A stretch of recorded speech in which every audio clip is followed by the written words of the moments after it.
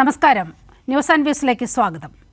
Electoral bond രേഖകൾ കൈമാറുന്നതിൽ SBIക്ക് അന്ത്യശാസനം നൽകിയിരിക്കുകയാണ് supreme കോടതി. ജൂൺ 30 വരെ സമയം നീട്ടിച്ചോദിച്ച SBIയോട് ഒരു ദിവസം പോലും തരാനാകില്ലെന്ന് കോടതി കട്ടായം പറഞ്ഞു. നാളെ തന്നെ മുഴുവൻ വിവരങ്ങളും നൽകാൻ ആവശ്യപ്പെടുകയും ചെയ്തിരിക്കുന്നു. നാളത്തെ ബാങ്ക് പ്രവർത്തന സമയം അവസാനിക്കുന്നതിന് മുൻപ് SBI സമ്പൂർണ്ണ വിവരങ്ങൾ തെരഞ്ഞെടുപ്പ് കമ്മീഷന് സമർപ്പിക്കണം. ഈ വിവരങ്ങൾ കമ്മീഷൻ മാർച്ച് 15-ന് 5 മണിക്ക് മുൻപേ വെബ്സൈറ്റിൽ പ്രസിദ്ധീകരിക്കണമെന്നും ഇല്ലെങ്കിൽ കോടതിയെ ലക്ഷ്യ നടപടി നേരിടേണ്ടി വരുമെന്നും പരമോന്നത കോടതി മുന്നറിയിപ്പ് നൽകിയിരിക്കുകയാണ്. ഇലക്ട്രൽ ബോണ്ട് വഴി ഏറ്റവും തുക സമാഹരിച്ച BJPയെ അതുവഴി കേന്ദ്ര സർക്കാരിനെ സഹായിക്കാനാണ് രാജ്യത്തെ ഏറ്റവും വലിയ ബാങ്കായ SBIയുടെ ഈ മെല്ലെപ്പോക്ക് എന്നാണ് ഉയരുന്ന വിമർശനം. ഈ കനത്ത തിരിച്ചടി മറച്ചുവെക്കാനാണ് CAA വിജ്ഞാപനം ഇന്ന് പുറത്തിറക്കിയത് എന്ന വിലയിരുത്തലും വരികയാണ്. ന്യൂസ് ആൻഡ് വ്യൂസ് ഈ വിഷയം ചർച്ച ചെയ്യുമ്പോൾ അതിഥികളായി പങ്കെടുക്കുന്നത് CPIM പ്രതിനിധി VPP മുസ്തഫ, കോൺഗ്രസ് പ്രതിനിധി പ്രൊഫസർ റോണി K. ബേബി, നിയമവിദഗ്ധൻ ഡോക്ടർ സെബാസ്റ്റ്യൻ പോൾ, വലത് നിരീക്ഷകൻ മിഥുൻ വിജയകുമാർ. ആദ്യം BJPയുടെ പ്രതിനിധി, വലത് നിരീക്ഷകനായ BJP പ്രതിനിധിയല്ല, വലത് നിരീക്ഷകനായ മിഥുൻ വിജയകുമാറിലേക്കാണ്. ശ്രീ മിഥുൻ, ഇന്ന് സുപ്രീം കോടതിയിൽ നിന്നും SBIക്ക് പലിശയടക്കം കിട്ടിയെന്നാണ് ഉയരുന്ന ഒരു പരിഹാസം.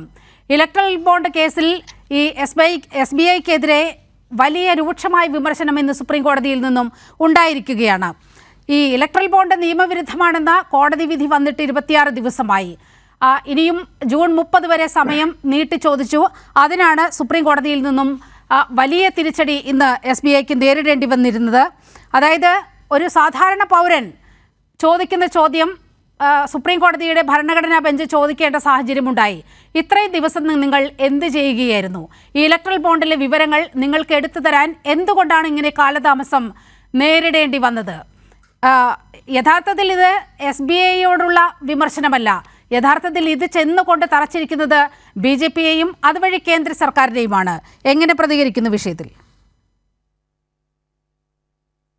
ഇതിലൊരു പൊളിറ്റിക്കൽ ഒപ്പീനിയൻ അല്ല ഞാൻ പറയുന്നത്. ഓക്കെ, ഒന്നാമത്തെ കാര്യം, താങ്കൾ സൂചിപ്പിച്ചതുപോലെ ഇവിടെ SBIക്ക് ഒരു തിരിച്ചടി ഉണ്ടായോ എന്ന് ചോദിച്ചാൽ അതൊരു തിരിച്ചടിയായിട്ട് കാണാൻ പറ്റില്ല. കാരണം ഇലക്ട്രൽ ബോണ്ടിനെ ഹാൻഡിൽ ചെയ്യുന്ന സ്റ്റാൻഡേർഡ് ഓപ്പറേറ്റിംഗ് പ്രൊസീജിയേഴ്സ്, അതിന്റെ SOP സാധാരണ ബാങ്കിങ് പ്രൊസീജിയേഴ്സിൽ നിന്നും വ്യത്യസ്തമാണ്. അതാണ് ബാങ്ക് അവിടെ കാണിച്ചൊരു കാര്യം. അപ്പോൾ അങ്ങനെ അവർക്ക് കൂടുതൽ സമയം വേണമെന്ന് ആവശ്യപ്പെടുന്നതിന്റെ ഒരു ബേസിസ് എന്താണെന്ന് വെച്ചാൽ ഇതിന്റെ സ്റ്റാൻഡേർഡ് ഓപ്പറേറ്റിംഗ് പ്രൊസീജിയേഴ്സ് കുറച്ചുകൂടെ കോംപ്ലിക്കേറ്റഡ് ആണ്. അത് ഹാൻഡിൽ ചെയ്യുന്ന രീതി കുറച്ചുകൂടെ വ്യത്യസ്തമാണ്. അപ്പം ഇത്ര പെട്ടെന്ന് ഈ ഇൻഫർമേഷൻ കളക്ട് ചെയ്യാനും അത് ഫർണിഷ് ചെയ്യാനും അവർക്ക് ഒരു പ്രാക്ടിക്കൽ ഡിഫിക്കൽട്ടി ഉണ്ട് എന്നാണ് ബാങ്ക് അവിടെ പ്രസന്റ് ചെയ്ത കാര്യം. അപ്പൊ അതിലൊരു വലിയ തിരിച്ചടിയായിട്ടൊന്നും ഞാൻ കാണുന്നില്ല. ഇതൊരു എന്താ പറയുക, ഒരു സുപ്രീം കോടതിയുടെ ഒരു നിർദ്ദേശമാണ്. അത് പാലിക്കാൻ ബാങ്ക് തീർച്ചയായിട്ടും അത് പാലിക്കുക തന്നെ ചെയ്യും. അപ്പൊ അതിന്റെ ഒരു തിരിച്ചടി പോലെയുള്ള ഒരു സംഭവമൊന്നും അതിൽ ഉണ്ടായിട്ടില്ല. പിന്നെ ഇങ്ങനെയുള്ള വിഷയങ്ങളിൽ ഒരു ആബ്സല്യൂട്ട് ക്ലാരിറ്റി വേണം എന്ന് തന്നെയാണ് ഞാനും ആഗ്രഹിക്കുന്നത്. കാരണം ഇങ്ങനെയുള്ള ഒരു എന്താ പറയുക, ഇലക്ഷൻ ഫണ്ടുമായി ബന്ധപ്പെട്ട അല്ലെങ്കിൽ ഈ പാർട്ടികൾ ഫണ്ട് ഹാൻഡിൽ ചെയ്യുന്ന മെക്കാനിസം, ഇതിലൊക്കെ ഒരു കംപ്ലീറ്റ് ട്രാൻസ്പാരൻസി വേണം എന്ന് തന്നെയാണ് ഞാനും വിശ്വസിക്കുന്നത്. പക്ഷെ ഈ ഇലക്ട്രൽ ബോണ്ട് വിഷയത്തിൽ ഇലക്ട്രൽ ബോണ്ട് ആസ് സച്ച് ഒരു എന്താ പറയുക, ഒരു ദുരുദ്ദേശത്തോടു കൂടി കൊണ്ടുവന്ന ഒരു പദ്ധതിയോ അല്ലെ അങ്ങനെയുള്ള ഒരു കാര്യമോ ആയിട്ടാണ് ഇതിനെപ്പോൾ ചിത്രീകരിക്കുന്നത്. അപ്പൊ താങ്കളുടെ ഇൻട്രൊഡക്ഷനിൽ തന്നെ എന്താ പറയാ, SBI BJPയെ സംരക്ഷിക്കാൻ വേണ്ടി ചെയ്യുന്നൊരു പ്രവൃത്തിയാണോ ഇത് എന്ന രീതിയിലൊക്കെ ആയിരുന്നു അതിന്റെ ഒരു ഇൻട്രോ. അപ്പൊ അങ്ങനെയുള്ള ഒരു പൊളിറ്റിക്കൽ ആംഗിൾ മാറ്റി വെച്ചിട്ട് ഈ ഇലക്ട്രൽ ബോണ്ടിന്റെ ഒരു ഉദ്ദേശമല്ല, അതിന്റെ ഒരു ഇന്റന്റ് നമ്മൾ പരിശോധിക്കുകയാണെങ്കിൽ അതൊരു ക്ലീൻ ഇന്റന്റോട് കൂടി കൊണ്ടുവന്നതായിരുന്നു അവർ. പക്ഷെ അതിൽ തീർച്ചയായിട്ടും ചില എന്താ പറയുക ലൂപ്പ് ഹോൾസും അതിന്റെ ചില ട്രാൻസ്പെറൻസിയുമായി ബന്ധപ്പെട്ട വിഷയങ്ങളിലൊക്കെ മിഥുൻ പറഞ്ഞു വരുന്നത് വളരെ സദുദ്ദേശപരമായി കൊണ്ടുവന്ന ഒരു പദ്ധതിയാണ് ഇലക്ട്രൽ ബോണ്ട് എന്ന് പറയുന്നത്. പക്ഷേ അത് ഇൻഇഫക്റ്റ് എന്തായി എന്നുള്ളതടക്കം പരിശോധിക്കുകയല്ലേ വേണ്ടത്? അത് പരിശോധിച്ചുകൊണ്ടല്ലേ സുപ്രീം കോടതി ഇക്കാര്യത്തിൽ കടുത്ത നിലപാടിലേക്ക് പോകേണ്ടി വന്നത്? ഈ കേസിന്റെ തുടക്കം മുതൽ പരിശോധിച്ചാൽ അല്ല, അത് തന്നെയാണ് ഞാനും പറയുന്നത്. അതിന്റെ ട്രാൻസ്പെറൻസി ഫാക്ടേഴ്സുമായി ബന്ധപ്പെട്ട് നമുക്ക് പല കാര്യങ്ങളും അതിൽ ചോദ്യങ്ങളായിട്ട് കിടക്കുന്നുണ്ട്. അത് തന്നെയാണ് സുപ്രീം കോടതി ഉന്നയിച്ചത്. പക്ഷേ 2017 മുമ്പുണ്ടായിരുന്ന ഒരു മെക്കാനിസത്തിലേക്ക് നമുക്ക് തിരികെ പോകാമെന്ന് സുപ്രീം കോടതി ഇവിടെ പറയുന്നില്ല. ഇതിനെ നമുക്ക് വേണമെങ്കിൽ റീഇൻസ്പെക്ട് ചെയ്തിട്ട് ഇതിനെ നമുക്ക് മാറ്റി ഒരു എന്താ പറയുക, ഒരു പുതിയ മെക്കാനിസം ഇൻട്രൊഡ്യൂസ് ചെയ്യാൻ വേണ്ടിയുള്ള ചർച്ചകളായിരിക്കണം ഇവിടെ നടക്കുന്നത്. കാരണം ഇലക്ട്രൽ ബോണ്ട് എന്ന് പറയുന്നത് ഒരു അപ്ഗ്രേഡ് ആയിരുന്നു. മുമ്പുണ്ടായിരുന്ന 2017 വരെ ഉണ്ടായിരുന്ന ഫണ്ടിങ് മെക്കാനിസത്തിലേക്കുള്ള ഉള്ളൊരു അപ്ഗ്രേഡ് ആയിരുന്നു. അതിൽ ചില എന്താ പറയുക ഇഷ്യൂസ് ഉണ്ട്. അതിനെ പരിശോധിച്ച് അതിൽ എന്തൊക്കെ മാറ്റങ്ങൾ വരുത്താൻ പറ്റും, അതിലേക്ക് ഒരു ട്രാൻസ്പെറൻസി കൊണ്ടുവരാൻ എന്തൊക്കെ ചെയ്യാൻ പറ്റും എന്ന കാര്യമാണ് നമ്മൾ നോക്കേണ്ടത്. പിന്നെ ഇതിനെ വിമർശിക്കുന്ന ആളുകൾ ഇപ്പം കോൺഗ്രസും ഒക്കെ വിമർശിക്കുന്നുണ്ട്. പക്ഷേ ഈ ഇലക്ട്രൽ ബോണ്ട് കൈപ്പറ്റിയ ഒരു ശതമാനം നോക്കുകയാണെങ്കിൽ BJP-യേക്കാൾ കൂടുതൽ കോൺഗ്രസ് ആണ് കൈപ്പറ്റി ഇരിക്കുന്നത്. കാരണം ഇലക്ട്രൽ ബോണ്ട് വഴിയുള്ള ഫണ്ടിങ് ഇപ്പോൾ BJP-യുടെ പരിശോധിക്കുകയാണെങ്കിൽ 52%. പക്ഷേ കോൺഗ്രസിനെ സംബന്ധിച്ചത് 60%. പിന്നെ കോൺഗ്രസിന്റെ അലൈസ് ആയിട്ടുള്ള പാർട്ടി ഇപ്പൊ DMK ഒക്കെ എടുത്ത് നോക്കുകയാണെങ്കിൽ അവർക്ക് 90% മുകളിലുള്ള ഫണ്ടിങ് ഇലക്ട്രൽ ബോണ്ട് വഴി തന്നെയാണ്. അപ്പോൾ ഈ ഫണ്ടിങ് ഒക്കെ കൈപ്പറ്റി കഴിഞ്ഞ് ഇപ്പോൾ സുപ്രീം കോടതിയുടെ ഒരു ഈ ഒരു സ്റ്റേറ്റ്മെന്റ് വന്നതിന് ശേഷം BJP വിമർശിക്കുക, അല്ലെ ഇത് BJP-യുടെ ഒരു എന്താ പറയുക ഒരു ടാക്ടിക്കാണ്, ഒരു ഫണ്ടിങ് മെക്കാനിസം അവരുടെ ഇമ്പ്രൂവ് ചെയ്യാൻ വേണ്ടിയുള്ള ഒരു പദ്ധതിയാണ് എന്ന രീതിയിലൊക്കെ പറയുമ്പോൾ ഇവിടെ മറ്റു ഉപഭോക്താക്കളുടെ കാര്യം മാത്രം എടുത്ത് നോക്കിയാൽ മതി. പിന്നെ നിങ്ങൾ ഈ പറയുന്ന ഈ ഫണ്ടിങ്ങിലെ ഇഷ്യൂസ് അത് നമ്മൾ പരിശോധിക്കുകയാണെങ്കിൽ ഇപ്പൊ BSP പോലുള്ള പാർട്ടീസ് ഉണ്ട്. കഴിഞ്ഞ പ്രാഥമികമായി ഞാൻ അങ്ങയിലേക്ക് വന്നേ ഉള്ളൂ. മിഥുൻ പറഞ്ഞതിൽ ഒരു കാര്യമുണ്ട്, അങ്ങ് ശതമാനക്കണക്ക് പറയുന്നുണ്ട്, പക്ഷേ ആക്ച്വൽ ഫിഗേഴ്സിലേക്ക് വരൂ.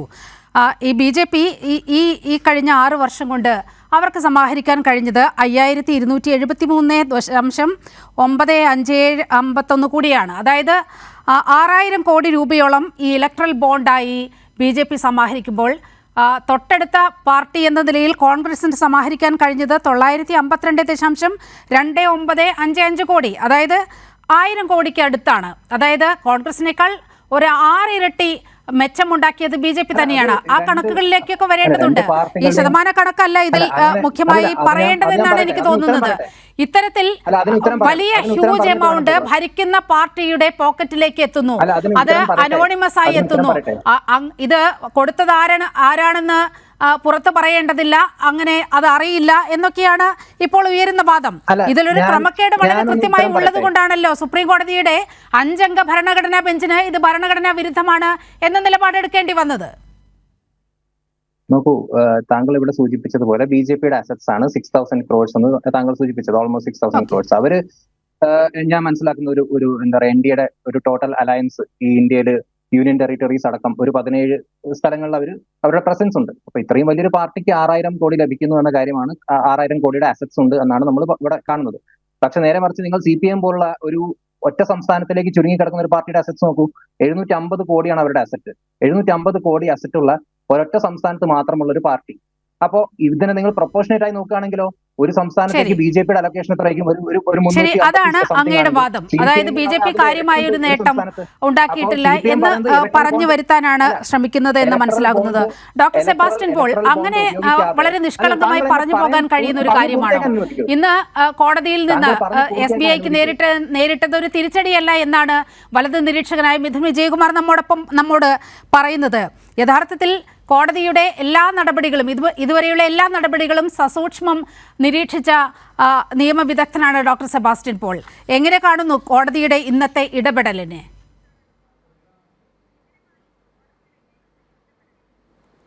തിരിച്ചടിയാണോ അതോ കേവലമായ അടിമാത്രമാണോ എന്നതിനപ്പുറം സുപ്രീം കോടതിയുടെ ഭരണഘടനാ ബെഞ്ച് വളരെ ഗൗരവത്തോടെ മുന്നോട്ട് വെച്ച ഒരു വിഷയമാണ് തിരഞ്ഞെടുപ്പ് പ്രക്രിയ, അല്ലെങ്കിൽ തിരഞ്ഞെടുപ്പിലെ പണത്തിൻ്റെ വരവും ഒഴുക്കും സ്വീകരണവും അതെല്ലാം സുതാര്യമായിരിക്കണം എന്നുള്ളത്. ഭരണഘടനയുടെ അറിയുന്നതിനുള്ള അവകാശം എന്ന മൗലികാവകാശമുണ്ട്.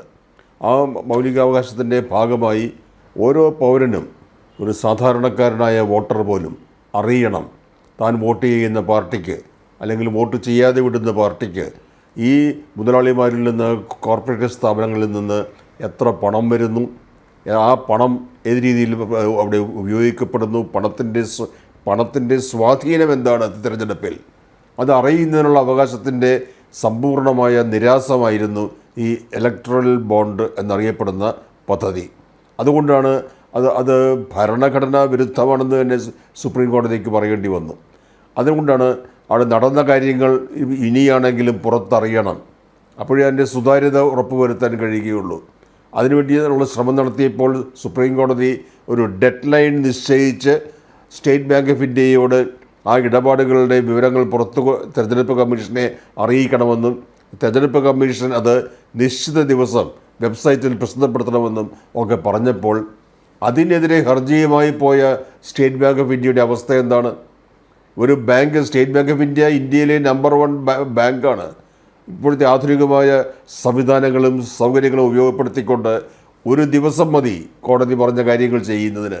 അത് ചെയ്യാതെ ഈ ഒരു മാസം ഏതാണ്ട് പൂർത്തിയാകുന്ന ഈ ഘട്ടത്തിൽ സമയം നീട്ടി ചോദിച്ചുകൊണ്ട് അതിലൊക്കെ ആ ദുരുദ്ദേശം വ്യക്തമല്ലേ? ജൂൺ 30 വരെ എന്ന് പറയുമ്പോൾ തെരഞ്ഞെടുപ്പ് കഴിയും. ആ രീതിയിലുള്ള കുൽസിതമായ കുസൃതികൾ കാണിക്കാൻ അതിനാണ് സ്റ്റേറ്റ് ബാങ്ക് ഓഫ് ഇന്ത്യയെ ഉദ്ദേശിക്കപ്പെട്ടിരിക്കുന്നത്. ആ രീതിക്ക്, ആ നടപടിക്ക് ഭരണകൂടത്തെയോ അല്ലെങ്കിൽ ഭരിക്കുന്ന പാർട്ടിയെയോ സഹായിക്കുന്നതിന് വേണ്ടി SBI രംഗത്ത് വന്നു. ആ സമീപനത്തിനെയാണ് സുപ്രീം കോടതി ഇന്ന് വിമർശിച്ചത്. അത് സ്റ്റേറ്റ് ബാങ്ക് ഓഫ് ഇന്ത്യയുടെ വിശ്വാസ്യതയ്ക്ക് ഏറ്റിരിക്കുന്ന കനത്ത ആഘാതം തന്നെയാണ്. യെസ്, ഞാൻ അങ്ങയിലേക്ക് വരാം. പ്രൊഫസർ റോണി കെ ബേബി, ഇനി കോൺഗ്രസിന്റെ നിലപാട് കൂടി ഇക്കാര്യത്തിൽ അറിയേണ്ടതുണ്ട്. ഓൾറെഡി ഇക്കാര്യത്തിൽ രാഹുൽ ഗാന്ധി ഒരു പ്രസ്താവന രാഹുൽ ഗാന്ധിയുടേതായി വന്നിട്ടുണ്ട്. നരേന്ദ്രമോദിയുടെ ഡൊണേഷൻ ബിസിനസ് ഉടൻ പുറത്തുവരും, ഇലക്ഷൻ ബോണ്ട് വൻ അഴിമതി എന്നാണ് ഇത് സംബന്ധിച്ച് ഒരു 2 വരി പ്രസ്താവന രാഹുൽ ഗാന്ധിയിൽ നിന്നും ഉണ്ടായത്. യഥാർത്ഥത്തിൽ കോൺഗ്രസിന് ഇങ്ങനെ ഇത് പറയാൻ എന്താണ് ധാർമ്മികത എന്നുള്ളൊരു ചോദ്യം കൂടി ഇപ്പോൾ പ്രസക്തമാണ്. കാരണം BJPയുടെ അത്രയും സമാഹരിക്കാൻ കഴിഞ്ഞില്ലെങ്കിലും പെർസെൻറ്റേജ് വൈസ് നിങ്ങൾക്ക് കുറച്ച് നല്ല രീതിയിൽ മെച്ചം ലഭിച്ചിട്ടുണ്ട്. 952 കോടി രൂപയൊക്കെ സമാഹരിക്കാൻ കഴിഞ്ഞിട്ടുണ്ട് ഈ ഇലക്ട്രൽ ബോണ്ട് വഴി. നിങ്ങൾ വളരെ കുറച്ച് MP-മാർ ഉള്ള ഒരു പാർട്ടിയായിട്ട് കൂടി. അപ്പോൾ ഇത്തരത്തിലൊരു വിമർശനം ഉന്നയിക്കാൻ രാഹുൽ ഗാന്ധിക്ക് എന്താണ് അവകാശം എന്നതുകൂടി ഉയരുകയാണ്. പക്ഷേ ഈ തെരഞ്ഞെടുപ്പൊക്കെ അടുത്തിരിക്കുന്ന ഒരു സാഹചര്യത്തിൽ നമ്മുടെ മുന്നിൽ നിൽക്കുന്ന ഏറ്റവും വലിയൊരു പ്രശ്നമായി ഇലക്ട്രൽ ബോണ്ട് വിഷയം വരികയാണ്. BJPക്ക് വലിയ തിരിച്ചടി ഉണ്ടാകുമെന്നുള്ള കാര്യത്തിൽ സംശയമില്ല. അതുകൊണ്ടൊക്കെ തന്നെയാണ് ഇതിൻ്റെ ചൂട് പിടിച്ച് ഇന്ന് വലിയ രാഷ്ട്രീയ ചലനങ്ങളൊക്കെ ഉണ്ടായിരിക്കുന്നത്. Professor Roni K Baby. നീലിമ, ഇന്ന് സുപ്രീം കോടതിയുടെ സ്റ്റേറ്റ് ബാങ്ക് ഓഫ് ഇന്ത്യക്ക് നൽകിയ അന്ത്യശാസനത്തിന്റെ വാർത്ത പുറത്തു വന്നതിന് ശേഷം BJP വളരെ തന്ത്രപരമായി നടത്തുന്ന ഒരു പ്രചരണമുണ്ട്. ഇത് സ്റ്റേറ്റ് ബാങ്ക് ഓഫ് ഇന്ത്യക്കെതിരെ നടത്തിയ ഒരു പരാമർശമാണ്. ഇതിനകത്ത് BJP കക്ഷിയേ അല്ല. ഇപ്പം പ്രശ്നം മുഴുവൻ സ്റ്റേറ്റ് ബാങ്ക് ഓഫ് ഇന്ത്യയുടെ തലയിലാണ്. BJP വളരെ സമർത്ഥമായി അതിൻ്റെ അകത്തുനിന്ന് രക്ഷപ്പെട്ടിരിക്കുക. അവർ പറഞ്ഞു ഞങ്ങളൊന്നും ഇതിനകത്ത് ഒരു കക്ഷിയേ അല്ല, സ്റ്റേറ്റ് ബാങ്ക് ഓഫ് ഇന്ത്യയിൽ സുപ്രീം കോടതിയിൽ നിന്നുള്ള വിഷയം. പക്ഷെ നമ്മളൊരു കാര്യം മനസ്സിലാക്കേണ്ടതുണ്ട്. ഇന്ന് സ്റ്റേറ്റ് ബാങ്ക് ഓഫ് ഇന്ത്യ എന്ന് പറഞ്ഞാൽ അത് BJP-യാണ്, ഒരു സംശയം വേണ്ട. അത്രമാത്രം രണ്ടും കൂടെ കൂടിച്ചേർന്നിരിക്കുക. കാരണം നമ്മുടെ മുമ്പിൽ എത്രയോ ഉദാഹരണങ്ങളുണ്ട്. നരേന്ദ്രമോദി ഫ്രാൻസിലേക്ക് പോയ ആ വിമാനത്തിൽ മോദിയോടൊപ്പം ഉണ്ടായിരുന്ന ഗൗതം അദാനി, കൂടെ ഉണ്ടായിരുന്ന സ്റ്റേറ്റ് ബാങ്ക് ഓഫ് ഇന്ത്യയുടെ ഏറ്റവും മുതിർന്ന ഉദ്യോഗസ്ഥൻ, ആ വിമാനത്തിൽ വെച്ചുകൊണ്ടാണ് കരാർ ഒപ്പുവെക്കുന്നത്. എന്താ കരാർ എന്നറിയാവോ? ഗൗതം അദാനി എപ്പോൾ പണം ചോദിച്ചാലും State Bank of India fund ചെയ്തോണം. അത് കഴിഞ്ഞ് നമ്മൾ കണ്ടു ഓസ്ട്രേലിയയിൽ ഏറ്റവും വലിയ ഒരു കൽക്കരി പാടം ഗൗതം അദാനിക്ക് എടുക്കുവാൻ വേണ്ടി യാതൊരുവിധ മാനദണ്ഡങ്ങളും ഇല്ലാതെയാണ് ലക്ഷക്കണക്കിന് കോടി ഡോളർ എന്ന് പറഞ്ഞ നോട്ട് രൂപ, ഡോളറാണ് state Bank of India fund ചെയ്തത്. രണ്ടാമത് നവി മുംബൈയിലെ ഒരു പുതിയ എയർപോർട്ട്, അതിലൊരു 15,000 കോടിയോളം രൂപയുടെ ഷെയർ അദാനിയുടെ അത് വിറ്റുപോയില്ല. അപ്പൊ നഷ്ടത്തിലാകുമാകുന്ന ഈ ഷെയറുകൾ ആരാ വാങ്ങുന്നറിയാമോ? State Bank of India. അപ്പോൾ സ്റ്റേറ്റ് ബാങ്ക് ഓഫ് ഇന്ത്യയും LICയും now today is equal to BJP. ആ അവസ്ഥയിലേക്ക് മാറിയിരിക്കുക. അപ്പോൾ വളരെ സമർത്ഥമായി സ്റ്റേറ്റ് ബാങ്ക് ഓഫ് ഇന്ത്യയുടെ തലയിൽ ഇതെല്ലാം കെട്ടിവെച്ചുകൊണ്ട് BJP രക്ഷപ്പെട്ടു പോകേണ്ട കാര്യമില്ല. കാരണം ഇന്ന് സുപ്രീം കോടതി നടത്തിയ ഈ വിധിയുടെ സുപ്രീം കോടതി ഇന്ന് നടത്തിയ അന്ത്യശാസനത്തിന്റെ അടിസ്ഥാനം എന്താ? 2017 മോദി ഭരണകൂടം കൊണ്ടുവന്ന സാമ്പത്തിക നിയമ ഭേദഗതിയാണ്. അതിന്റെ അടിസ്ഥാനത്തിലുള്ള ഇലക്ട്രൽ ബോണ്ട് സംവിധാനം വന്നത് നമുക്കറിയാം. അതിനു മുമ്പ് ഈ രാജ്യത്ത് വളരെ കൃത്യമായി തന്നെ രാഷ്ട്രീയ പാർട്ടികൾക്ക് സംഭാവന നൽകുന്നതിനായിട്ടുള്ള നിയമങ്ങളുണ്ടായിരുന്നു. 1951 റെപ്രസെന്റേഷൻ ഓഫ് പീപ്പിൾസ് ആക്ട് ഉൾപ്പെടെ, അതിനുശേഷം വന്ന RBI ആക്ട് ഉൾപ്പെടെ, 2013 കമ്പനീസ് ആക്ട് ഉൾപ്പെടെ വളരെ കൃത്യമായ നിയമങ്ങൾ ഇവിടെ ഉണ്ടായിരുന്നു. ഇതിന് ഒരു കാര്യം മാത്രം ഞാൻ ചൂണ്ടിക്കാണിച്ചുള്ളൂ, എത്ര സുതാര്യമായിരുന്നു. അതായത് ഒരു കമ്പനി അവയുടെ ആവറേജ് 3 വർഷത്തെ ശരാശരി ലാഭത്തിന്റെ 7.5% കൂടുതൽ ഡൊണേഷൻ കൊടുക്കാൻ പാടില്ല, ഉണ്ടായിരുന്ന നിയമം നമ്മുടെ രാജ്യത്ത്. അതുകൂടാതെ ഓരോ കമ്പനികളും കൊടുക്കുന്ന പണത്തിന്റെ സോഴ്സ് കൃത്യമായി തന്നെ ഇന്ത്യൻ ടാക്സ് ഡിപ്പാർട്ട്മെന്റിനെ അറിയിക്കണമായിരുന്നു. അതൊക്കെ നമ്മുടെ രാജ്യത്തുള്ള നിയമങ്ങളാണ്. അതെല്ലാം അട്ടിമറിച്ചുകൊണ്ട് മോദി ഒരു പുതിയ നിയമം കൊണ്ടുവന്നിട്ട് പറഞ്ഞു, ആര് പണം കൊടുക്കുന്നോ അതിന്റെ സോഴ്സ് പറയണ്ട, പണത്തിന്റെ സോഴ്സ് പറയണ്ട. ഈ ബോണ്ടുകളിലേക്ക് എത്ര രൂപ നിക്ഷേപിച്ചാലും അതെല്ലാം എന്തായി? വൈറ്റ് മണിയായി മാറി, കള്ളപ്പണമായി മാറി. അതെല്ലാം അതിന് നികുതിപരമായിട്ടുള്ള പ്രൊട്ടക്ഷൻ കിട്ടുന്ന ഒരവസ്ഥയിലേക്ക് വന്നു. എന്നിട്ട് പറഞ്ഞു ആരാണ് പണം കൊടുത്തതെന്ന് പുറത്തു പറയേണ്ടതില്ല, എത്ര രൂപ കൊടുത്തതെന്ന് പുറത്തു പറയേണ്ടതില്ല, ഈ കമ്പനികളുടെ ഒരു സോഴ്സ് ഓഫ് ഇൻഫർമേഷൻ കൊടുക്കാൻ പാടില്ല എന്ന് പറഞ്ഞുകൊണ്ട് കൃത്യമായി തന്നെ എന്താ കള്ളപ്പണത്തെ വെളുപ്പിക്കുന്നതിന് വേണ്ടിയിട്ട് ഇവിടെ മോദി സർക്കാർ 2014 അധികാരത്തിൽ വന്നത് എന്താ? വലിയ വാഗ്ദാനം നൽകി, കള്ളപ്പണം മുഴുവൻ പിടിച്ചെടുക്കും, ഈ രാജ്യത്ത് മുഴുവൻ കള്ളപ്പണമാണ്, ഈ രാജ്യത്ത് മുഴുവൻ കൊള്ളയടിച്ച് കൊണ്ടുപോയേക്കുക, അത് മുഴുവൻ ഞങ്ങൾ തിരിച്ചു കൊണ്ടുവന്ന് ഓരോ ഇന്ത്യക്കാരന്റെയും ബാങ്ക് അക്കൗണ്ടിലേക്ക് ഇത്ര ലക്ഷക്കണക്കിന് രൂപ നൽകുമെന്ന് പറഞ്ഞ് അധികാരത്തിൽ വന്ന മോദി സർക്കാർ ഇപ്പൊ എന്താ കാണിച്ചു? വളരെ കൃത്യമായി തന്നെ എന്താ സുപ്രീം കോടതി ഇത് മോദി സർക്കാരിന് കൊടുത്ത കനത്ത തിരിച്ചടി തന്നെയാ. ഇന്നും ഈ രാജ്യത്ത് ജനാധിപത്യം നിലനിൽക്കുന്നതിന്റെ അവസാന പ്രതീക്ഷ നമ്മൾ ചണ്ഡീഗഡിൽ കണ്ടു. ചണ്ഡീഗഡിലെ അവിടുത്തെ മുനിസിപ്പൽ കോർപ്പറേഷന്റെ തെരഞ്ഞെടുപ്പ് പോയി കണ്ടു. ഇപ്പോൾ ഈ പറയുന്ന ഇതുമായി ബന്ധപ്പെട്ട് ഇപ്പോൾ ഇവിടെ പ്രിയപ്പെട്ട നീലിമ ചോദിച്ചു, കോൺഗ്രസിന് ഇതിന്റെ അകത്ത് പങ്കില്ലേ? നീലിമയ്ക്ക് വളരെ കൃത്യമായിട്ടറിയാം. ഈ കേസിൽ 2018 സുപ്രീം കോടതിയിൽ ഹർജി കൊടുത്തത് ആരൊക്കെയാ? ആദ്യം ഈ പറയുന്ന റിഫോംസ് ഫോർ ഡെമോക്രാറ്റിക് റിഫോംസ് എന്ന് പറയുന്ന ഒരു സംഘടന കേസ് കൊടുത്തു. അത് കക്ഷിയായിരുന്നവരാ? CPM കക്ഷിയായിരുന്നു, ഇന്ത്യൻ നാഷണൽ കോൺഗ്രസ് കക്ഷിയായിരുന്നു.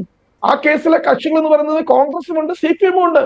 ഇപ്പോൾ കോൺഗ്രസിന് ഇതിന്റെ ഈ അഴിമതി പണത്തിന്റെ കള്ളപ്പണത്തിന്റെ ഓഹരി കിട്ടുമായിരുന്നു എന്ന് ഞങ്ങൾ അക്കാര്യത്തിൽ ഒരു സംശയമുണ്ട്. കോൺഗ്രസ് ഇക്കാര്യത്തിൽ കക്ഷി ചേർന്ന് എന്നുള്ള കാര്യത്തിൽ എനിക്കൊരു സംശയമുണ്ട്.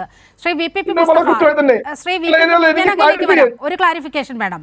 ശ്രീ VP മുസ്തഫ, ഇതിന്റെ ഈ ഇലക്ട്രൽ ബോണ്ട് വിഷയത്തിൽ തുടക്കം മുതൽ ഇന്ന് വരെ ഈ കോടതി SBIക്കെതിരെ കോടതിയലക്ഷ്യ ഹർജി നൽകുന്നത് വരെ CPIM ആണ് എന്നാണ് ഞാൻ മനസ്സിലാക്കുന്നത്. റോണി കെ ബേബി, ഞാൻ ചോദിച്ച ആ ചോദ്യത്തിലേക്ക് വന്നില്ല. കോൺഗ്രസിന് കിട്ടിയ ഇലക്ട്രൽ ബോണ്ട് തുകയെക്കുറിച്ചൊന്നും അദ്ദേഹം പരാമർശം നടത്തിയില്ല. അദ്ദേഹം അക്കാര്യം പരാമർശിക്കുമായിരിക്കും. ഇത് നോക്കൂ, ഒരു തരത്തിലുള്ള സുതാര്യതയും ഇക്കാര്യത്തിൽ ഇല്ല എന്ന് പറഞ്ഞുകൊണ്ടാണ് സുപ്രീം കോടതി ഇന്നും വലിയ രീതിയിൽ ഇത്തരത്തിലൊരു വിമർശനം ഉന്നയിക്കുകയും ജൂൺ 30 ഒരു ദിവസം പോലും മാറ്റിവെക്കാൻ കഴിയില്ല, നാളെ തന്നെ വിവരങ്ങൾ നൽകണമെന്ന് രാജ്യത്തെ ഏറ്റവും വലിയ പൊതുമേഖലാ ബാങ്കായ SBIയോട് കർശന നിർദ്ദേശം നൽകിയിരിക്കുന്നത്. ഇങ്ങനെ സുതാര്യമാണോ കാര്യങ്ങൾ?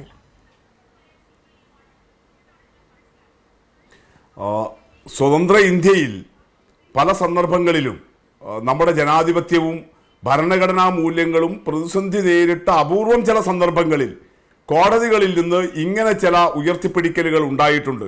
തീർച്ചയായിട്ടും ഡോക്ടർ സെബാസ്റ്റ്യൻ പോൾ ഉൾപ്പെടെ നമ്മുടെ ചർച്ചയിൽ പങ്കെടുക്കുന്നുണ്ട് എന്നുള്ളത് കൊണ്ട് അത്തരം കാര്യങ്ങൾ കുറച്ചുകൂടി അദ്ദേഹത്തിന് വിശദമായിട്ട് പറയാൻ വേണ്ടി കഴിയും. അത് എങ്ങനെയാണ് ഇന്ത്യയിൽ അടിയന്തരാവസ്ഥ തന്നെ പ്രഖ്യാപിക്കാനിടയായത്? സുപ്രീം കോടതിയുടെ ഒരു വിധിയായിരുന്നല്ലോ. ജനാധിപത്യത്തെ മാനിക്കുന്ന ഒരു വിധി പ്രഖ്യാപിച്ചപ്പോഴാണ് അന്ന് അമിതാധികാര പ്രവണതയോടുകൂടി ഇന്ദിരാഗാന്ധിയും കോൺഗ്രസും അടിയന്തരാവസ്ഥ കൊണ്ടുവന്നത്. അതുപോലെ ചില സന്ദർഭങ്ങൾ നമ്മുടെ രാജ്യത്ത് ഉണ്ടായിട്ടുണ്ട് കോടതികളിൽ നിന്ന്. എല്ലായ്പ്പോഴും കോടതികൾ ശരിയല്ലെങ്കിലും ഇങ്ങനെ ചില ശരികൾ കോടതികളുടെ ഭാഗത്തു നിന്നുണ്ടായിട്ടുണ്ട്. അതുപോലെ ഉള്ള ഒരു വിധിയാണ് നേരത്തെ ഈ ഇലക്ട്രൽ ബോണ്ടുകൾ റദ്ദാക്കിക്കൊണ്ടുള്ള വിധിയും ഇന്നിപ്പോൾ ആ വിധിയുടെ തുടർച്ചയിൽ സുപ്രീം കോടതി എടുത്തിട്ടുള്ള നിലപാടും എന്ന് പറയുന്നത്. BJPയുടെ ഒരു വലിയ അവകാശവാദമായിട്ടുണ്ടായിരുന്നത്, മോഡിയുടെ ഒരു വലിയ അവകാശവാദമായിട്ടുണ്ടായിരുന്നത് ഞങ്ങൾ അഴിമതി രഹിതരാണ് എന്നുള്ളതാണ്.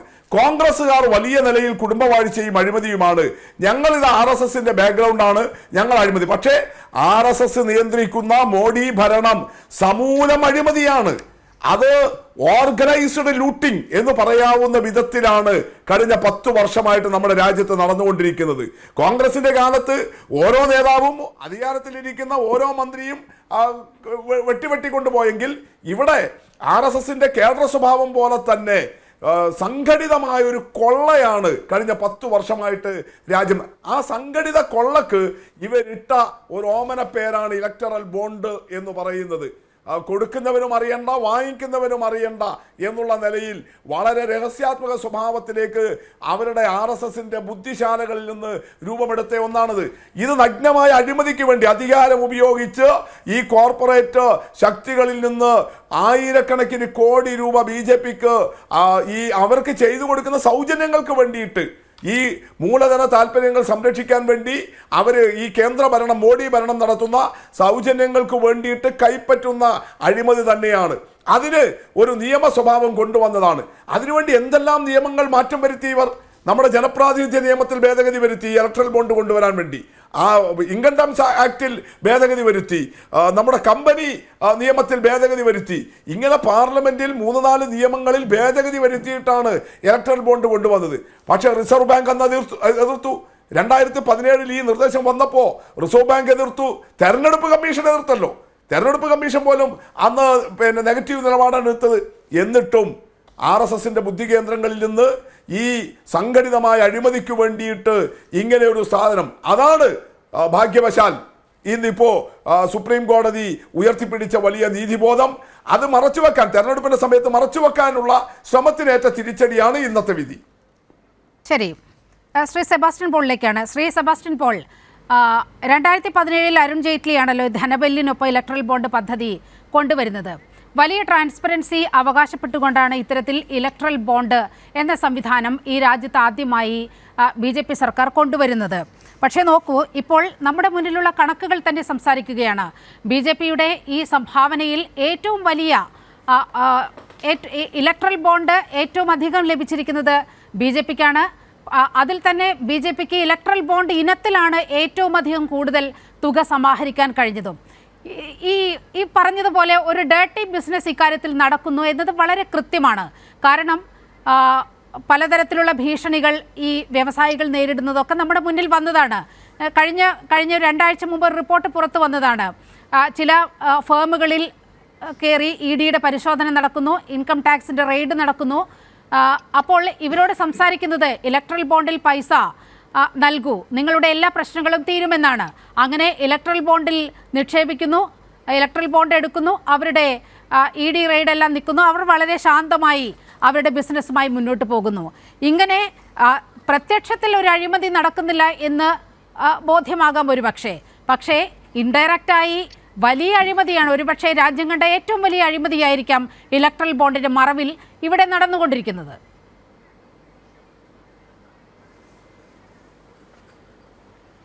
ശരിയാണ്. ഇപ്പോൾ ശ്രീ മുസ്തഫ ചൂണ്ടിക്കാണിച്ചതുപോലെ RSSൻ്റെ ബുദ്ധിശാലയിൽ ഉരുത്തിരിഞ്ഞ ഏറ്റവും ഒരു ഭാവനാ സമ്പുഷ്ടമായ നിയമനിർമ്മാണമാണ് ഈ ഇലക്ട്രൽ ബോണ്ടുമായി ബന്ധപ്പെട്ട് നടന്നത്.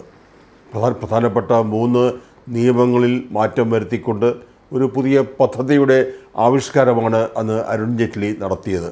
പക്ഷേ എന്താണ് ഇലക്ട്രൽ ബോണ്ട് എന്ന് ചോദിച്ചാൽ അതിന് തൃപ്തികരമായ ഉത്തരം നൽകാൻ ഇന്ത്യയിലെ ബഹുഭൂരിപക്ഷം ആളുകൾക്കും കഴിയില്ല എന്ന കാര്യത്തിലും സംശയമൊന്നുമില്ല. ഒരു പരീക്ഷയ്ക്ക് ഒരു ഷോർട്ട് നോട്ടോ അല്ലെങ്കിൽ ഒരു എസ്സേയോ ഇലക്ട്രൽ ബോണ്ട് എന്ന് ചോദിച്ചാൽ എന്താണ് പറയേണ്ടത് എന്ന് നമുക്കാർക്കും അറിയില്ലായിരുന്നു. പക്ഷേ അത് എന്താണെന്ന് വളരെ ഇപ്പോൾ സുപ്രീം കോടതി വ്യക്തമാക്കി തന്നിട്ടുണ്ട്. പണമുള്ളവർക്ക് അവർക്ക് അവരുടെ കള്ളപ്പണം, ആ കള്ളപ്പണം വെളുപ്പിക്കുന്നതിന് ഏറ്റവും അനായാസം ചെയ്യാവുന്ന കാര്യമാണ് സ്റ്റേറ്റ് ബാങ്ക് ഓഫ് ഇന്ത്യയിൽ പോകുക, ആ പണം അവിടെ നിക്ഷേപിക്കുക, ഇലക്ട്രൽ ബോണ്ട് വാങ്ങിക്കുക. ചോദ്യവുമില്ല, ഉത്തരവുമില്ല, വിശദീകരണവുമില്ല. ED മണി ലോണ്ടറിങ് നിയമം നടപ്പാക്കാൻ ബാധ്യസ്ഥമായ ED അതോടെ സംതൃപ്തരാകും. ആ ബോണ്ട് വഴിയുള്ള പണമാണ് ഒരു ചോദ്യവും അന്വേഷണവുമില്ലാതെ BJPയുടെ ഖജനാവിലേക്ക്, ഭണ്ഡാരത്തിലേക്ക് പോയിക്കൊണ്ടിരുന്നത്. അത് മറ്റു പാർട്ടികൾക്കും കിട്ടും. ആ മറ്റു പാർട്ടികൾ കിട്ടുന്നതിൻ്റെ കണക്ക് ചർച്ചയുടെ ആദ്യമയോടെ പറഞ്ഞു കഴിഞ്ഞു. ഞാൻ അതിലേക്ക് കടക്കുന്നില്ല. പക്ഷെ അവിടെ വരുന്ന വലിയ പ്രശ്നം തെരഞ്ഞെടുപ്പിൽ പലതരത്തിലുള്ള സ്വാധീനങ്ങളുണ്ടാകും, വിദേശ ശക്തികളുടെ ഇടപെടലുണ്ടാകും, അന്യായമായ അനഭിലഷണീയമായ പല സ്വാധീനങ്ങളും ഉണ്ടാകും. മസിൽ പവർ, മണി പവർ എന്നൊക്കെ ഉള്ളത് നമ്മൾ പണ്ടേ കേൾക്കുന്നതാണല്ലോ. അവിടെ ഈ മണി പവർ, പണത്തിൻ്റെ അമിതമായ സ്വാധീനം ഒഴിവാക്കുന്നതിന് എന്തെല്ലാം ചെയ്യണം, അത് വലിയ രീതിയിലുള്ള ആലോചന പല ഘട്ടങ്ങളിലും നടന്നു കഴിഞ്ഞിട്ടുള്ളതാണ്. ആ നല്ല ഉദ്ദേശത്തെ മുൻനിർത്തിക്കൊണ്ട്, അപ്പോൾ ആരും കുറ്റം പറയില്ലല്ലോ, ആരും സംശയിക്കുകയുമില്ല. ആ ഒരു നല്ല ഉദ്ദേശം മുൻനിർത്തിക്കൊണ്ട് അരുൺ ജെയ്റ്റ്ലി കൊണ്ടുവന്ന ഒരു സംവിധാനമാണ് ഇലക്ട്രൽ ബോണ്ട്. പക്ഷെ അതിപ്പോൾ എവിടെ നിൽക്കുന്നുവെന്ന് സുപ്രീം കോടതിക്ക് ബോധ്യമായി. അതുകൊണ്ടാണ് സുതാര്യത, ട്രാൻസ്പെറൻസി. തിരഞ്ഞെടുപ്പിൽ പണം വരുന്നുണ്ടെങ്കിൽ അത് എവിടെ നിന്ന് വരുന്നു, ആരുടെ പണമാണ്, അത് ആർക്ക് ലഭിക്കുന്നു, അത് അറിയണം. അത് അറിയുക എന്ന് പറഞ്ഞാൽ നമ്മൾ വോട്ട് ചെയ്യാൻ പോകുന്നവർ നിങ്ങൾക്കെന്ത് കാര്യം ഇതൊക്കെ അറിഞ്ഞിട്ട് എന്ന് ചോദിക്കുന്നവരുണ്ടാകുമായിരിക്കും. പക്ഷേ വോട്ട് ചെയ്യാൻ പോകുന്ന പോളിംഗ് ബൂത്തിലേക്ക് പോകുന്ന ഓരോ സാധാരണ വോട്ടർക്കും അവനറിയണം ഈ സിസ്റ്റം എങ്ങനെ പ്രവർത്തിക്കുന്നു എന്നുള്ളത്, ഈ സിസ്റ്റത്തെ പ്രവർത്തിപ്പിക്കുന്നത് ആരാണ് എന്നുള്ളത്, അവരുടെ ഉദ്ദേശം എന്താണ്, ലക്ഷ്യം എന്താണ്, അത് അറിഞ്ഞേ മതിയാവൂ. അതുകൊണ്ടാണ് സുപ്രീം കോടതി വളരെ ഒരു കരുത്ത് കാട്ടിക്കൊണ്ട് എന്ന് തന്നെ പറയട്ടെ ഇങ്ങനെയൊരു ഉത്തരവ് നൽകിയത്.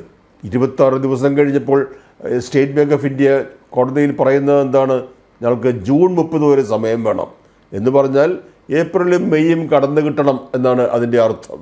അത് നൽകാൻ കഴിയില്ല എന്ന് സുപ്രീം കോടതി പറഞ്ഞിരിക്കുന്നു. നാളെ state Bank of India office സമയം കഴിഞ്ഞ് ഷട്ടർ താഴ്ത്തണമെങ്കിൽ ഈ വിവരങ്ങൾ ഇലക്ഷൻ കമ്മീഷന് നൽകിയിട്ടുണ്ടാകണം. അത്ര കർശനമായ കഠിനമായ ഒരു ഉത്തരവ് സുപ്രീം കോടതി നൽകണമെങ്കിൽ ഇലക്ട്രൽ ബോണ്ട് എന്നറിയപ്പെടുന്ന ഈ സ്കീമിൽ നമ്മൾ അറിയാതെ പതിയിരിക്കുന്ന മഹാവിപത്ത് കോടതിയിലെ ആ 5 ജഡ്ജിമാർ കണ്ടിരിക്കുന്നു എന്ന് മാത്രമാണ്. അതായത് ശ്രീ സെബാസ്റ്റ്യൻ പോൾ, തെരഞ്ഞെടുപ്പ് കമ്മീഷൻ മുദ്രവെച്ച കവറിൽ ഇതുമായി ബന്ധപ്പെട്ട ചില വിവരങ്ങൾ ഈ 5-അംഗ ഭരണഘടനാ ബെഞ്ചിന് മുന്നിൽ വെച്ചിട്ടുണ്ട്. തീർച്ചയായും അത്തരം കാര്യങ്ങൾ അതിലെ ആ മുദ്രവെച്ച കവറിലെ വിവരങ്ങൾ കൂടി മനസ്സിലാക്കിയിട്ടാകാം രാജ്യത്തെ പരമോന്നത നീതിപീഠത്തിൽ നിന്ന് ഇത്തരത്തിലുള്ളൊരു കർശന നടപടി ഉണ്ടായത് എന്നല്ലേ മനസ്സിലാക്കേണ്ടത് ഈ ഘട്ടത്തിൽ? തീർച്ചയായും ഈ മുദ്രവെച്ച കവർ കോടതിയിലെത്തിക്കുക, സീൽഡ് കവർ ജൂറിസ്പ്രുഡൻസ് എന്ന് പരിഹാസത്തോടെ പറഞ്ഞിരുന്ന കാര്യം ശരിയല്ല എന്ന നിലപാട് സ്വീകരിച്ചിരുന്ന ആളാണ് നമ്മുടെ ചീഫ് ജസ്റ്റിസ് ചന്ദ്രചൂഡ്. പക്ഷെ അദ്ദേഹം അനിവാര്യമായ ഒരു ഘട്ടത്തിൽ ആ കവർ തുറന്ന് പൊട്ടിച്ചു വായിക്കാൻ തയ്യാറായി. അതിലടങ്ങിയിരിക്കുന്ന കാര്യങ്ങൾ അത് അദ്ദേഹത്തെ ബോധ്യപ്പെടുത്തി. തൻ്റെ നിലപാട് ശരിയാണ്, കോടതിയുടെ കർശനമായ കഠിനമായ ഇടപെടൽ ഈ വിഷയത്തിൽ ഉണ്ടായേ മതിയാകൂ എന്ന കാര്യത്തിൽ അദ്ദേഹത്തിന് ഉറച്ച ബോധ്യം അതോടെ ഉണ്ടായിട്ടുണ്ടാകണം. ശ്രീ മിഥുൻ വിജയകുമാർ, ഞാൻ നേരത്തെ പറയാൻ വിട്ടുപോയതാണ്. BJP യുടെ ഒരു പ്രതിനിധിയെ നമ്മൾ ഈ ചർച്ചയിലേക്ക് ക്ഷണിച്ചതാണ്. പക്ഷേ ഈ വിഷയത്തിൽ ഇവർ തുടക്കം മുതൽ BJP പ്രതിനിധി അയക്കുന്നില്ല. അത്തരത്തിൽ BJP ഔദ്യോഗികമായി ഇക്കാര്യത്തിൽ പ്രതികരണത്തിന് വന്നില്ല. അതുകൊണ്ടാണ് വലതുപക്ഷ നിരീക്ഷകൻ കൂടിയായ ശ്രീ മിഥുൻ വിജയകുമാർ നമ്മോടൊപ്പം ഈ ചർച്ചയിൽ വന്നത്. ശ്രീ മിഥുൻ, അങ്ങ് തന്നെ ഇക്കാര്യത്തിൽ BJP ഇക്കാര്യത്തിൽ കണ്ണടച്ച് അഭിപ്രായം പറയുന്നത് പോലെ അല്ലെങ്കിൽ അതിനെ പിന്തുണയ്ക്കുന്നത് പോലെയുള്ള ഒരഭിപ്രായ പ്രകടനം അങ്ങയിൽ നിന്നുണ്ടായില്ല. പക്ഷേ ഇത് വളരെ സുതാര്യമാണ് എന്നാണ് അങ്ങ് പറഞ്ഞു വെക്കുന്നത്. പക്ഷേ ഇത്തരത്തിലൊരു സുതാര്യതയുണ്ടെങ്കിൽ കോടതി തന്നെ നേരിട്ട് ചോദിച്ചു, എന്തിനാണ് ഇങ്ങനെ കാലതാമസം വരുത്തുന്നത്? വളരെ കൃത്യമായി ഇത്രയും സാങ്കേതിക തികവുള്ള രാജ്യത്തെ ഏറ്റവും വലിയ ഒരു ബാങ്കിംഗ് സംവിധാനത്തിന് ഒരു ദിവസം മതിയാവില്ലേ ഇത്തരത്തിൽ വിവരങ്ങൾ സമാഹരിച്ച് നൽകാൻ? അവിടെയുള്ള രേഖകൾ ഇങ്ങോട്ട് നൽകുക എന്നതിനപ്പുറം എന്ത് പണിയാണ് ഇക്കാര്യത്തിൽ എടുക്കേണ്ടതെന്ന് SBIയോട് സുപ്രീം കോടതി ചോദിക്കേണ്ട സാഹചര്യമുണ്ടായി. പക്ഷേ യഥാർത്ഥത്തിൽ SBI അല്ലല്ലോ ഇക്കാര്യത്തിൽ പ്രതിസ്ഥാനത്ത് നിൽക്കുന്നത്. ഇത് ഡാറ്റ എക്സ്ട്രാക്ട് ചെയ്ത് സമർപ്പിക്കുക, അത്രമാത്രമേ ഇതിലുള്ളൂ എന്നാണ് നമ്മൾ മനസ്സിലാക്കുന്നത്. പക്ഷെ അവരുടെ SOP അവരെങ്ങനെയാണ് ഡിഫൈൻ ചെയ്തിരിക്കുന്നത് എന്ന് എനിക്കോ നിങ്ങൾക്കോ അല്ലെങ്കിൽ ഇവിടെ ഇരിക്കുന്ന മറ്റാർക്കെങ്കിലും അറിയുമോ എന്ന് എനിക്കറിയില്ല. കാരണം അറിയുന്ന പോലെയാണ് പലരും സംസാരിക്കുന്നത്. അപ്പൊ അവരുടെ പ്രോട്ടോകോൾ പ്രകാരം ഈ ഡാറ്റ സ്റ്റോറേജ് എങ്ങനെയാണ് ഈ ഇൻഫർമേഷൻ അവർ ഹാൻഡിൽ ചെയ്യുന്നത് അതിനെക്കുറിച്ച് എനിക്ക് ഇൻഫർമേഷൻ ഇല്ല. പക്ഷേ വളരെ കോൺഫിഡൻഷ്യലായും വളരെ എന്താ പറയുക, അത്ര ഈസിലി ആർക്കും ആക്സസ് ചെയ്യാൻ പറ്റാത്തൊരു വിധത്തിലാണ് അവരത് മെയിൻറ്റെയിൻ ചെയ്യുന്നത്. അപ്പൊ അതിനെ എക്സ്ട്രാക്ട് ചെയ്യുക, അത് ഇലക്ഷൻ കമ്മീഷന് കൈമാറുക എന്ന ഒരു പ്രൊസീജിയറിൽ ഉണ്ടാവുന്ന ഒരു ടൈമാണ് അവർ ആവശ്യപ്പെട്ടത്. പക്ഷെ ആ ടൈം കൊടുക്കുന്നില്ല സുപ്രീം കോടതി. തീർച്ചയായിട്ടും അതിൽ എന്താ പറയുക, അതിന് ആ ഒരു സുപ്രീം കോടതിയുടെ ഒരു സ്റ്റേറ്റ്മെന്റിന് അങ്ങനെ തന്നെ നോക്കി കാണുന്നു. കാരണം എത്രയും പെട്ടെന്ന് ഫർണിഷ് ചെയ്യേണ്ട ഇൻഫർമേഷൻ ആണെങ്കിൽ പെട്ടെന്ന് തന്നെ ചെയ്യട്ടെ. മാത്രമല്ല, താങ്കളോട് ചൂണ്ടിക്കാണിച്ചത് ഞാനിത് വളരെ ട്രാൻസ്പെറന്റ് മെക്കാനിസം ആണെന്ന് അവകാശപ്പെടുന്നു എന്നാണ്. ഞാൻ അങ്ങനെ അവകാശപ്പെട്ടില്ല. ഞാൻ പറഞ്ഞത് ഇതിൽ ട്രാൻസ്പെറൻസി ഇനിയും കൊണ്ടുവരാനുള്ള ഒരുപാട് ഏരിയാസ് ഉണ്ട് എന്ന് തന്നെയാണ് എന്റെ വാദം. പക്ഷേ ഇത് കൊണ്ടുവന്നത്, അതായത് ഇതിന്റെ ഇന്റൻഷൻ ഒരു നല്ല ഇന്റൻഷൻ ആയിരുന്നു എന്ന് മാത്രമാണ് ഞാൻ പറയുന്നത്. കാരണം ഇതിനു മുമ്പ് ഞാൻ നേരത്തെ പറഞ്ഞ് പൂർത്തിയാക്കാൻ സാധിക്കാതെ പോയ ചില കാര്യങ്ങളുണ്ട്. മിഥുൻ, എനിക്ക് മനസ്സിലാവാത്തൊരു കാര്യമുണ്ട്. ഇത് എങ്ങനെയാണ് നല്ലൊരു ഇന്റൻഷനോട് കൂടി കൊണ്ടുവരുന്നത്? ഇങ്ങനെ അനോണിമസ് ആയ വ്യക്തികൾ ബോണ്ട് വാങ്ങുന്നു, അവരുടെ ഇഷ്ടപ്പെട്ട രാഷ്ട്രീയ പാർട്ടിക്ക് സംഭാവന ചെയ്യുന്നു, ആ ബോണ്ട് അങ്ങോട്ട് നൽകുന്നു. ഇതിൽ എവിടെയാണ് ട്രാൻസ്പെറൻസി? കൊടുക്കുന്ന ആളുടെ ഒരു വിവരമെങ്കിലും നമ്മുടെ മുന്നിൽ ഉണ്ടാകേണ്ടേ? അല്ല, ഈ ഇൻഫർമേഷൻ SBIയുടെ കയ്യിൽ വളരെ എന്താ പറയുക, കൃത്യമായിട്ട് അവർക്ക് അത് ട്രേസ് ചെയ്യാൻ പറ്റുന്ന വിധത്തിലാണ്. കാരണം ഈ ഇലക്ട്രൽ ബോണ്ട് ആര് വാങ്ങുന്നു, ഇത് ആര് റിഡീം ചെയ്യുന്നു, ഇത് രണ്ടും ടാലി ചെയ്യാൻ പറ്റുന്ന കാര്യം മാത്രമാണ്. അപ്പോൾ ഈ ഇൻഫർമേഷൻ പ്രൈവസി ഈ പറയുന്ന നിക്ഷേപകർക്ക് ആദ്യം ഗവൺമെന്റ് ഗ്യാരണ്ടി ചെയ്തതാണ്. ഇനിയിപ്പോ ഇവിടെ ഉയർന്ന രണ്ടാമത്തെ ചോദ്യം, ഇങ്ങനെ ഇലക്ട്രൽ ബോണ്ട് വാങ്ങിയിട്ട് പാർട്ടികൾക്ക് കൊടുത്ത ആളുകളുടെ ഇൻഫർമേഷൻ നാളെ സുപ്രീം കോടതി ഒറ്റയടിക്കാണ് ഇല്ലാതാക്കുന്നത്. കാരണം അവർക്ക് ഇനീഷ്യലി ഗ്യാരണ്ടി ചെയ്ത ഒരു നിയമത്തിന്റെ കീഴിലുള്ള ഒരു പ്രൊട്ടക്ഷൻ ഉണ്ടായിരുന്നു, പ്രൈവസി പ്രൊട്ടക്ഷൻ. അതവിടെ ഇല്ലാതാവുകയാണ്. അപ്പൊ അവർക്ക് എന്തുകൊണ്ട് സുപ്രീം കോടതി സമീപിക്കാതെ ഈ വിഷയവുമായി ബന്ധപ്പെട്ട്? അപ്പോൾ അങ്ങനെയുള്ള ചോദ്യങ്ങൾ അവിടെ അവശേഷിക്കുന്നുണ്ട്. സോ ഇലക്ട്രൽ ബോണ്ട് എന്താ പറയുക, കംപ്ലീറ്റ്ലി അനോണിമസ് ആണെന്ന് പറയാൻ പറ്റില്ല. കാരണം അതിന്റെ ട്രേസബിലിറ്റി ഫാക്ടർ അവിടെ ഉണ്ട്. കാരണം ആര് റിഡീം ചെയ്യുന്നു, ആര് വാങ്ങുന്നു എന്ന കാര്യം ഇവിടെ ഒരു സെൻട്രലൈസ്ഡ് റെപ്പോസിറ്ററിയിൽ അവരുടെ കയ്യിൽ SBI സൂക്ഷിക്കുന്നുണ്ട് കാര്യം. അപ്പോൾ ഇലക്ട്രൽ ബോണ്ടിന്റെ ഇനീഷ്യൽ ഇൻട്രൊഡക്ഷൻ എന്ന് പറഞ്ഞു കഴിഞ്ഞാൽ ഇതൊരു എന്താ പറയുക ബ്ലാക്ക് മണി അല്ലെങ്കിൽ ഈ ക്യാഷ് ഫണ്ടിങ് ഇല്ലാതാക്കാൻ വേണ്ടിയിട്ടാണ്. കാരണം നിങ്ങൾ നോക്കൂ, ഇവിടെ BSP പോലുള്ള പാർട്ടികൾ കഴിഞ്ഞ 17 വർഷമായിട്ട് അവര് 20,000 രൂപയ്ക്ക് താഴെ ഇൻഡിവിജ്വൽ ഫണ്ടിങ് ലഭിക്കുന്ന ഒരു പാർട്ടിയാണെന്ന് മാത്രമാണ് അവർ പരികൊണ്ടിരിക്കുന്നത്. അവർക്ക് എന്താ പറയുക 20,000 രൂപയുടെ താഴെയുള്ള കോടിക്കണക്കിന് രൂപ, ഇപ്പൊ 1 കോടി രൂപയാണെങ്കിൽ 500 ആളുകൾ 20,000 രൂപ വെച്ച് കൊടുത്തു എന്ന രീതിയിലുള്ള എന്താ പറയുക ഇൻഫർമേഷൻ സബ്മിറ്റ് ചെയ്യുന്ന പാർട്ടികളും ഒരുപാട് ഇവിടെ ഉണ്ട്. അപ്പൊ അങ്ങനെയുള്ള ക്യാഷ് ട്രാൻസാക്ഷൻസ് വഴിയുള്ള ഈ ബ്ലാക്ക് മണി ഫണ്ടിങ് അത് ഇല്ലാതാക്കാൻ വേണ്ടിയുള്ള ഒരു മെക്കാനിസം ആയിരുന്നു ഈ പറഞ്ഞ ഇലക്ട്രൽ ബോണ്ട്. പക്ഷെ അതിന്റെ ചില ഇഷ്യൂസ്, അതായത് ഈ പറഞ്ഞ ട്രാൻസ്പെറൻസി ഫാക്ടറിൽ അവർക്ക് പൂർണ്ണമായിട്ടും ട്രാൻസ്പെറന്റ് ആവാൻ പറ്റുന്നില്ല. അങ്ങനെയുള്ള ഇഷ്യൂസ് ഒക്കെ അവിടെ നിലനിൽക്കുന്നുണ്ട്. എന്നിരുന്നാലും ഇത് ബേസിക്കലി എന്താ പറയുക right to information privacy versus right to information, ഇത് നമ്മളൊരു കോൺഫ്ലിക്ട് നിൽക്കുന്ന ഒരു കാര്യമാണ്. അപ്പൊ അതിന്റെ ഒരു ബ്രോഡർ ആസ്പെക്ടിൽ കണ്ടുകൊണ്ട് ഇതിനെ എൻഹാൻസ് ചെയ്യാം, അല്ലെങ്കിൽ ഇതിന് നല്ലൊരു മെക്കാനിസം എങ്ങനെ ഇൻട്രൊഡ്യൂസ് ചെയ്യാം എന്നതായിരിക്കണം നമ്മുടെ ചർച്ചകളൊക്കെ തന്നെ. പിന്നെ ഇവിടെ കോൺഗ്രസിന്റെ പ്രതിനിധി അദ്ദേഹം അദാനിയിലേക്കും മറ്റൊക്കെയാണ് പോകുന്നത്. ഞാൻ പറയട്ടെ, ഈ അദാനി ഗ്രൂപ്പ് ഏറ്റവും കൂടുതൽ വളർന്നത് കോൺഗ്രസിന്റെ ഭരണത്തിന്റെ സമയത്താണ്. കാരണം അവരുടെ ഓവറോൾ അസറ്റ്സിന്റെ വളർച്ച എടുത്ത് നോക്കുകയാണെങ്കിൽ 2000% കോൺഗ്രസ് ഭരണകാലത്ത് ഉണ്ടായിരുന്ന അവരുടെ വളർച്ച. ഇതിന്റെയൊക്കെ സർവേ റിപ്പോർട്ട്സ് വരെ ഉണ്ട്. അവരുടെ പോർട്ടുകളുടെ വളർച്ച 18% കോൺഗ്രസ്, അതായത് 2007-നും 2014-നും ഇടയിലുള്ള അവരുടെ വളർച്ച എടുത്ത് നോക്കിക്കഴിഞ്ഞാൽ ഒരു 18% അദാനി പോർട്ടുകളുടെ വളർച്ച ഉണ്ടായിട്ടുണ്ട്. അപ്പം ഇങ്ങനെയുള്ള ചില കോർപ്പറേറ്റുകളുടെ പേരെടുത്ത് പറഞ്ഞ് അയാളുടെ കൂടെ ഫോട്ടോ എടുത്തു പ്രധാനമന്ത്രി, അല്ലെങ്കിൽ ഇങ്ങനെയുള്ള ചില കാര്യങ്ങൾ മാത്രം പറഞ്ഞുകൊണ്ട് ഈ രാഹുൽ ഗാന്ധി ആരുടെ കൂടെ ഫോട്ടോ എടുക്കുന്നുണ്ട്, ഈ കാര്യങ്ങളൊക്കെ നമ്മൾ പറഞ്ഞു. ഞാൻ അങ്ങയിലേക്ക് വരാം. ശ്രീ റോണി കെ ബേബി, ഇതാണ് കോൺഗ്രസിനെ കുറിച്ച് ഉയരുന്ന ഒരു ആരോപണം എന്ന് പറയുന്നത്. അദാനി ഏറ്റവും കൂടുതൽ നേട്ടമുണ്ടാക്കിയത് നിങ്ങളുടെ കാലത്താണ്. കോൺഗ്രസ് ആണ് അദാനിയെ ഇത്തരത്തിൽ സഹായിക്കാൻ വേണ്ട കാര്യങ്ങൾ ചെയ്തു കൊടുത്തത് എന്നാണ് വലതുപക്ഷ നിരീക്ഷകനായ മിഥുൻ പറയുന്നത്. മിഥുൻ മാത്രമല്ല, ഇവിടെ നമ്മുടെ ചർച്ചകളിൽ വന്നിരിക്കുന്ന BJPയുടെ പ്രതിനിധികളെല്ലാം ആ അവകാശവാദം, അത്തരത്തിൽ ആ ഒരു വിവരം മുന്നോട്ട് വയ്ക്കാറുണ്ട്. ഇപ്പോൾ നിങ്ങളുടെ ഇലക്ട്രൽ ബോണ്ടിലേക്ക് വരികയാണെങ്കിൽ നിങ്ങളും കാര്യമായ ഒരു തുക സമാഹരിച്ചിട്ടുണ്ട്. ഇക്കാര്യത്തിൽ CPIM മാത്രമാണ് ഇത്തരത്തിലൊരു ഇലക്ട്രൽ ബോണ്ട് കൈപ്പറ്റാതിരുന്ന ഏക പാർട്ടി എന്ന് വേണമെങ്കിൽ പറയാം. നിങ്ങൾക്കറിയാമോ ഈ ഫണ്ടൊക്കെ തന്നത് ആരാണെന്ന്? ഇല്ല നീലിമ, നമ്മള് ആ കാര്യം സംസാരിച്ചുകൊണ്ടിരുന്നപ്പോഴാണ് നീലിമ എന്നിൽ നിന്ന് ചോദ്യം മറ്റൊരു പാനലിസ്റ്റിലേക്ക് മാറ്റിയത്. ഞാൻ പറഞ്ഞു വന്നത്, കോൺഗ്രസ് ഈ കേസിൽ കക്ഷി ചേർന്നിരുന്നു. ഈ പറയുന്ന ഫോറം ഫോർ ഡെമോക്രാറ്റിക് റിഫോംസ് അവരാണ് ഈ കേസ് ആദ്യമായി സുപ്രീം കോടതിയിൽ കൊണ്ടുവന്നത്. ഈ ഇലക്ട്രൽ ബോണ്ടിനെ ചോദ്യം ചെയ്തിട്ടുണ്ട്. കോൺഗ്രസിന് വേണ്ടി കേസ് കൊടുത്ത ആളുടെ പേര് ഞാൻ പറയാം, നീലിമയ്ക്ക് അത് പരിശോധിക്കാം. അവരുടെ പേര് എന്ന് പറയുന്നത് ജയ താക്കൂർ. അവർ മധ്യപ്രദേശിൽ നിന്നുള്ള മഹിളാ കോൺഗ്രസിന്റെ നേതാവാണ്. അവരാണ് കോൺഗ്രസിന്റെ ലീഗലായിട്ടുള്ളത്. ഇപ്പോൾ ഈ ഇലക്ഷൻ കമ്മീഷനുമായി ബന്ധപ്പെട്ട കേസിലും അവർ സുപ്രീം കോടതിയെ സമീപിച്ചിട്ടുണ്ട്. അപ്പോൾ ജയ താക്കൂർ ആണ് കോൺഗ്രസിന് വേണ്ടി ആ കേസിലെ കക്ഷി ചേർന്നത്. അപ്പോൾ കോൺഗ്രസിന് ഈ അഴിമതി പണത്തില് അല്ലെങ്കിൽ ഈ കള്ളപ്പണത്തില് പങ്കുപറ്റാനായിരുന്നെങ്കിൽ ഞങ്ങൾക്ക് ഇതിനെ ചോദ്യം ചെയ്തുകൊണ്ട് ഞങ്ങൾക്ക് കോടതിയെ സമീപിക്കേണ്ടതില്ലായിരുന്നു. പിന്നെ ഇവിടെ അങ്ങനെയാണെങ്കിൽ ഇത്തരത്തിൽ അഴിമതി പണമാണ് എന്ന് നിങ്ങൾക്ക് പൂർണ്ണമായ ബോധ്യമുണ്ടെങ്കിൽ ഈ ഇലക്ട്രൽ ബോണ്ട് നിങ്ങൾ എന്തിനാണ് സ്വീകരിച്ചത്? CPIM നിലപാടെടുത്തതുപോലെ ഇലക്ട്രൽ ബോണ്ട് ഞങ്ങൾക്ക് ആവശ്യമില്ല എന്നൊരു നിലപാട് കോൺഗ്രസിന് എടുക്കാമായിരുന്നല്ലോ. അല്ല, CPIM-നും ഇലക്ട്രൽ ബോണ്ടിന്റെ ഷെയറിന് കിട്ടിയതായിട്ടുള്ള കണക്കുകൾ പുറത്തു വരുന്നുണ്ടല്ലോ. ഇല്ല, ഒരിക്കലുമില്ല. CPIM മാത്രമാണ് ഒരുപക്ഷെ ഇലക്ട്രൽ ബോണ്ട് സമാഹരിക്കാത്ത ഏക പാർട്ടി. അതുകൊണ്ടാണ് നട്ടെല്ല് നിവർത്തിക്കൊണ്ട് തുടക്കം മുതൽ ഒടുക്കം വരെ ഈ കേസുമായി CPIM-ന് മുന്നോട്ട് പോകാൻ കഴിയുന്നതും. അല്ല, ഈ ചർച്ചയിൽ തന്നെ പറഞ്ഞ ഒരു കാര്യമാണ് CPIM-ന് 750 കോടിയോളം രൂപ ഇലക്ട്രൽ ബോണ്ട് വഴി കിട്ടിയെന്ന് ഒരു പരാമർശം ആരുടെയോ ഭാഗത്തു നിന്ന് മിഥുൻ വിജയകുമാറിൽ നിന്നുണ്ടായി. പക്ഷെ അത് ഇലക്ട്രൽ ബോണ്ട് എന്ന രീതിയിലല്ല, ആസ്തിയുണ്ട്. CPIM-ന് 750 കോടിയുടെ ആസ്തിയുണ്ട് എന്നാണ് അദ്ദേഹം പറഞ്ഞു വെച്ചത്. അതിനെക്കുറിച്ചൊക്കെ VPP മുസ്തഫ സംസാരിക്കും. ഞാൻ ചോദിക്കുന്നത്, ഇലക്ട്രൽ ബോണ്ട് അഴിമതി നിറഞ്ഞതാണ് എന്ന് നിങ്ങൾക്ക് തുടക്കത്തിലെ ബോധ്യമായിരുന്നു. ജയ താക്കൂർ അത്തരത്തിൽ പരാതിയൊക്കെ കൊടുത്തല്ലോ.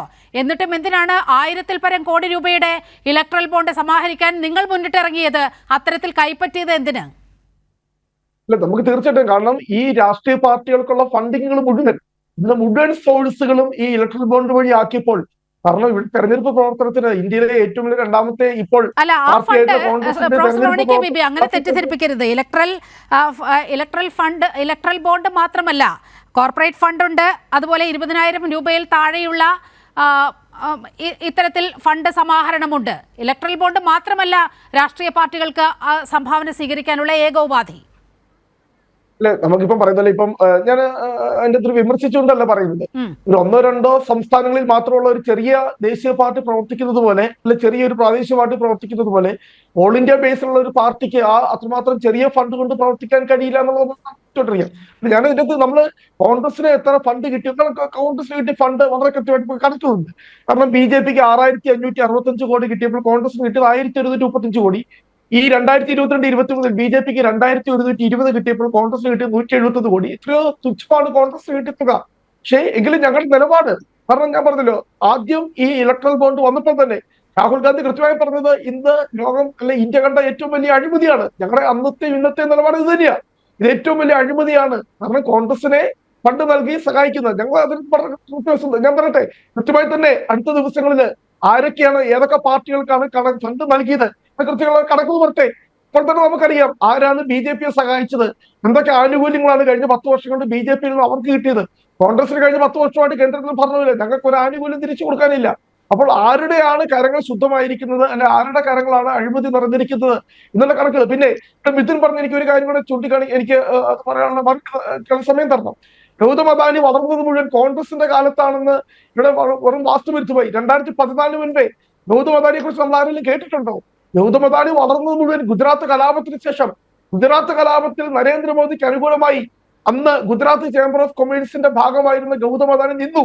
മറ്റുള്ള മുഴുവൻ വ്യാപാരികളും അവിടുത്തെ ഈ ഗുജറാത്ത് ചേംബർ ഓഫ് കൊമേഴ്സിലെ മുഴുവൻ ആളുകളും മോദിക്കെതിരെ നിന്നപ്പോൾ ഗൗതം അദാനി മാത്രമാണ് ഈ മോദിക്ക് അനുകൂലമായി നിന്നത്.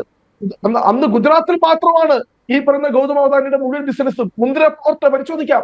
മുന്ദ്ര പോർട്ട് 40,000-50,000 ചതുരശ്ര കിലോമീറ്റർ സ്പേസുമാണ് തരം തീരൊഴിവായി അല്ലെ വെറും 10 രൂപ 15 രൂപയാണ് ഒരു ഏക്കറിന് ചാർജ് ചെയ്തിരിക്കുന്നത്.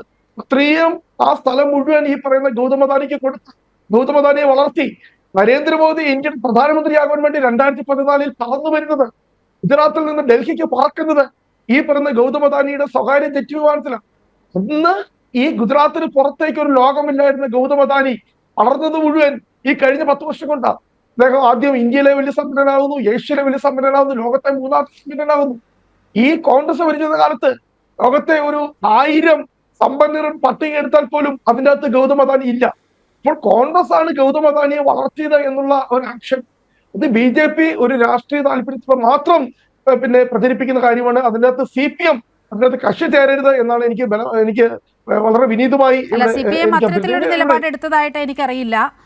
ശ്രീ VPP മുസ്തഫ, ഞാൻ കോൺഗ്രസിനോട് ഉന്നയിച്ച ഒരു ചോദ്യമാണ്. ഇലക്ട്രൽ ബോണ്ട് അങ്ങേയറ്റം അഴിമതി നിറഞ്ഞതാണ് എങ്കിൽ നിങ്ങൾ എന്തുകൊണ്ട് അത് സ്വീകരിച്ചു? അതിന് റോണി കെ ബേബി പറയുന്നത് ഒരു ദേശീയ പാർട്ടി എന്ന നിലയിൽ പ്രവർത്തിക്കാൻ പണം ആവശ്യമാണ് എന്നാണ്. ഒപ്പം തന്നെയാണ് ഈ ജയ താക്കൂറിന്റെ കാര്യം അദ്ദേഹം പറയുന്നത്. ജയ താക്കൂർ കോടതിയിൽ പോയത് കോൺഗ്രസിന് വേണ്ടിയാണ് എന്നൊക്കെ പറയുന്നുണ്ട്. ഇതിൽ CPIM ആണ് തുടക്കം മുതൽ ഒടുക്കം വരെ ഇക്കാര്യത്തിൽ നിലപാടെടുത്തുകൊണ്ട് മുന്നിൽ നിന്നത് എന്നാണ് ഞാൻ മനസ്സിലാക്കുന്നത്. നമ്മുടെ ജനാധിപത്യ സംവിധാനത്തിൻ്റെ അടിത്തറയെ തന്നെ തകർക്കുന്ന സാമ്പത്തികപരമായ ഒരുതരം ആഭിചാരമാണ് ഇലക്ടറൽ ബോണ്ട് എന്ന് പറയുന്നത്. ഞാൻ പറഞ്ഞല്ലോ, നേരത്തെ സൂചിപ്പിച്ചു, കോൺഗ്രസിൻ്റെ കാലത്ത് നേതാക്കളും മന്ത്രിമാരും ഒക്കെ ഇങ്ങനെ പലയിടത്തുനിന്നും കൈയിട്ടും വാരിയിട്ടും ഒക്കെ പോയിരുന്ന അഴിമതിക്ക് കൃത്യമായി ഒരു സംഘടിത സ്വഭാവം നൽകാൻ, കാരണം RSSന്റെ ഒരു കേഡർ സ്വഭാവം വെച്ച് അവർ നടത്തിയിട്ടുള്ള ബുദ്ധിപരമായ നീക്കമാണ് ഇലക്ടറൽ ബോണ്ട് എന്ന് പറയുന്നത്. ഇതൊരു സാമ്പത്തിക ആഭിചാരമാണ്. അഴിമതിക്ക് പ്രത്യക്ഷമായ അഴിമതിയാണ്, അല്ലാതെ മറയില്ലാത്ത അഴിമതിയല്ല, പരോക്ഷമായ അഴിമതിയല്ല, പ്രത്യക്ഷമായിട്ട് തന്നെ അഴിമതിയാണ്. ഇവിടെ അദാനിയെക്കുറിച്ച് പരാമർശിച്ചല്ലോ. 2014 ലോകത്തിലെ ഈ ശതകോടീശ്വരന്മാരുടെ പട്ടികയിൽ 800-ാം സ്ഥാനത്തോ മറ്റോ ആണ് അദാനി ഉണ്ടായിരുന്നത്. പക്ഷേ നരേന്ദ്രമോദിയുടെ ഭരണം 10 വർഷം പൂർത്തിയാകുമ്പോഴേക്കും ലോകത്തിലെ അതിസമ്പന്നരുടെ പട്ടികയിൽ ആദ്യത്തെ 10 പേരുടെ കൂട്ടത്തിലേക്ക് ഗൗതം അദാനി വന്നത് എങ്ങനെയാ? അതിൻ്റെ ഞെട്ടിപ്പിക്കുന്ന വിവരമാണല്ലോ ഹിഡൻബർഗ് റിപ്പോർട്ടിലൂടെ പുറത്തു വന്നത്. എങ്ങനെയെല്ലാമാണ് രാജ്യത്തിൻ്റെ ഭരണ സംവിധാനം, BJP ഭരണം, മോഡി ഭരണം നഗ്നമായി അഴിമതിയാണ്. ഇപ്പം നിങ്ങൾ നോക്ക്, കോൺഗ്രസ് പറയുന്നുണ്ടല്ലോ ഞങ്ങൾ സുതാര്യമാണ്. ഇപ്പം ശരി, ഇതിൽ കിട്ടിയ അളവ് കുറവാണ്, കേസ് കൊടുത്തിട്ടും അവരിത് വാങ്ങിക്കാൻ നിന്നു. ഇവിടെ നീലിമ സൂചിപ്പിച്ചതുപോലെ ഒരു നിലപാടെടുത്താൽ, ഒരു ആദർശം നമ്മൾ സ്വീകരിച്ചാൽ അതിലൊരു ഉറച്ചു നിൽക്കാൻ വേണ്ടി നമുക്ക് കഴിയണ്ടേ? കോൺഗ്രസ് പോലുള്ള ഒരു പാർട്ടിക്ക് BJPയുടെ ഈ ഇലക്ട്രൽ ബോണ്ട് സംവിധാനത്തിൽ നിന്ന് കിട്ടുന്ന ഈ 50-100 കോടി അങ്ങനെ കിട്ടിയാൽ തന്നെ അത് നിങ്ങൾക്ക് കൊണ്ടുപോകാൻ കഴിയുന്നുണ്ടോ? അവിടെയല്ലേ ഇപ്പോൾ ആദായ നികുതി വകുപ്പിനെ ഇറക്കി വിട്ടിട്ട് നിങ്ങളുടെ കോൺഗ്രസിന്റെ ഫണ്ടിൽ നിന്ന് 65 കോടി രൂപ അവർ സീസ് ചെയ്തു, നിങ്ങളുടെ അക്കൗണ്ട് ഫ്രീസ് ചെയ്തു കോൺഗ്രസിന്റെ. അപ്പോൾ അതുകൊണ്ട് BJPയുടെ ഭരണത്തിൽ കിട്ടുന്ന വല്ല ഭിക്ഷയും കൊണ്ട് ഞങ്ങളിങ്ങനെ പ്രവർത്തിച്ചു കൊള്ളാം എന്നൊക്കെ പറയുന്നത്, അങ്ങനെയൊക്കെ കോൺഗ്രസിനെ പോലെ അദ്ദേഹം തന്നെ അവകാശപ്പെടുന്ന പോലെ ഒരു ദേശീയ പാർട്ടി എത്തേണ്ട വല്ല സാഹചര്യമുണ്ടോ? അതല്ലാതെ തന്നെ നിങ്ങൾക്ക് ജനങ്ങളിൽ നിന്ന് പണം സ്വരൂപിക്കാൻ വേണ്ടി കഴിയുന്ന ഈ കോർപ്പറേറ്റുകളുടെ ഫണ്ട് മാത്രമായിട്ട് ആശ്രയിച്ചുകൊണ്ട് ഞങ്ങൾ CPIM നേരത്തെ പറഞ്ഞല്ലോ 750 കോടി രൂപ ആസ്തിയിലൊക്കെ എത്തിയെന്ന് പരാമർശിച്ചല്ലോ. എങ്ങനെയാണ് എത്തിയത്? ഏതെങ്കിലും കോർപ്പറേറ്റിൽ നിന്ന് ഇന്ന് വരെ ഞങ്ങളിവിടെ പ്രവർത്തിക്കാൻ തുടങ്ങിയിട്ട് 90 വർഷമായി. CPIM ഇന്ത്യയിലെ കമ്മ്യൂണിസ്റ്റ് പാർട്ടികൾ എവിടെയെങ്കിലും കോർപ്പറേറ്റുകളിൽ നിന്ന് പണം വാങ്ങിച്ചിട്ടാണ് ഈ ആസ്തികൾ ഉണ്ടാക്കിയത്? ഞങ്ങൾ ജനങ്ങളിൽ നിന്ന് പണം സ്വരൂപിച്ചിട്ട് തന്നെയാണ്. ആ ജനങ്ങൾ തരുന്ന പണത്തെ വിശ്വസ്തയോടുകൂടി കൈകാര്യം ചെയ്തുകൊണ്ടാണ് ഈ ആസ്തികൾ ഉണ്ടാക്കിയെടുക്കാൻ വേണ്ടി കഴിഞ്ഞത്. ഓരോ വർഷവും അതിൻ്റെ കൃത്യമായ കണക്കുകൾ ആദായ നികുതി വകുപ്പിനും തെരഞ്ഞെടുപ്പ് കമ്മീഷനും CPIM നൽകുന്നു. അതുകൊണ്ടല്ലേ CPIM ഓഫീസിലേക്ക് EDക്ക് വരാൻ വേണ്ടി കഴിയാത്തത്. അതുകൊണ്ടല്ലേ CPIM ഓഫീസിലേക്ക് IT റെയ്ഡിന് ആളെ അയക്കാൻ വേണ്ടി കഴിയാത്തത്. അതുകൊണ്ടല്ലേ CPIMന്റെ അക്കൗണ്ടുകൾ ഫ്രീസ് ചെയ്യിപ്പിക്കാൻ വേണ്ടി കഴിയാത്തത്.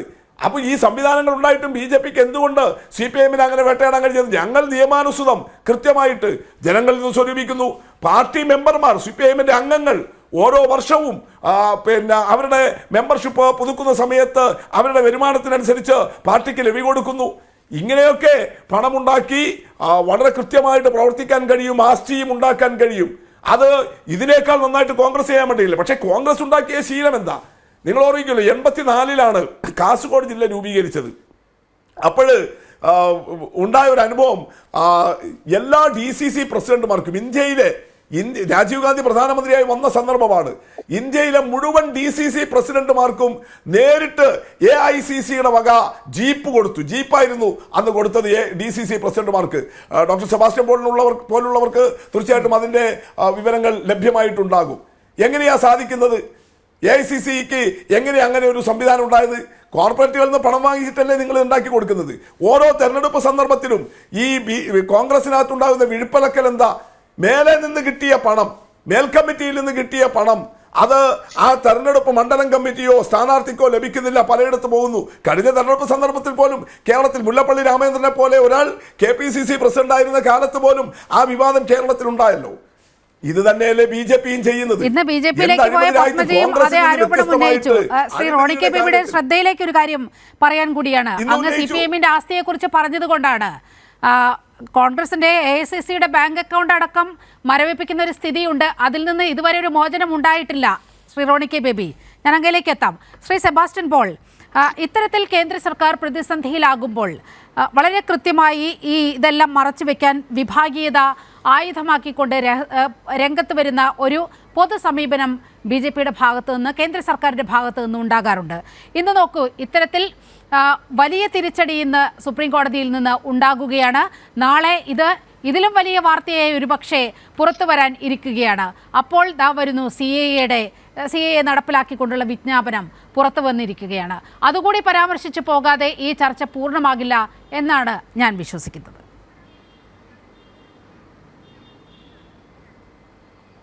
തീർച്ചയായും അത് വളരെ ശരിയായ സമീപനമാണ്. നമുക്ക് തെരഞ്ഞെടുപ്പ് വിജ്ഞാപനം ഇനിയും ഉണ്ടായിട്ടില്ല.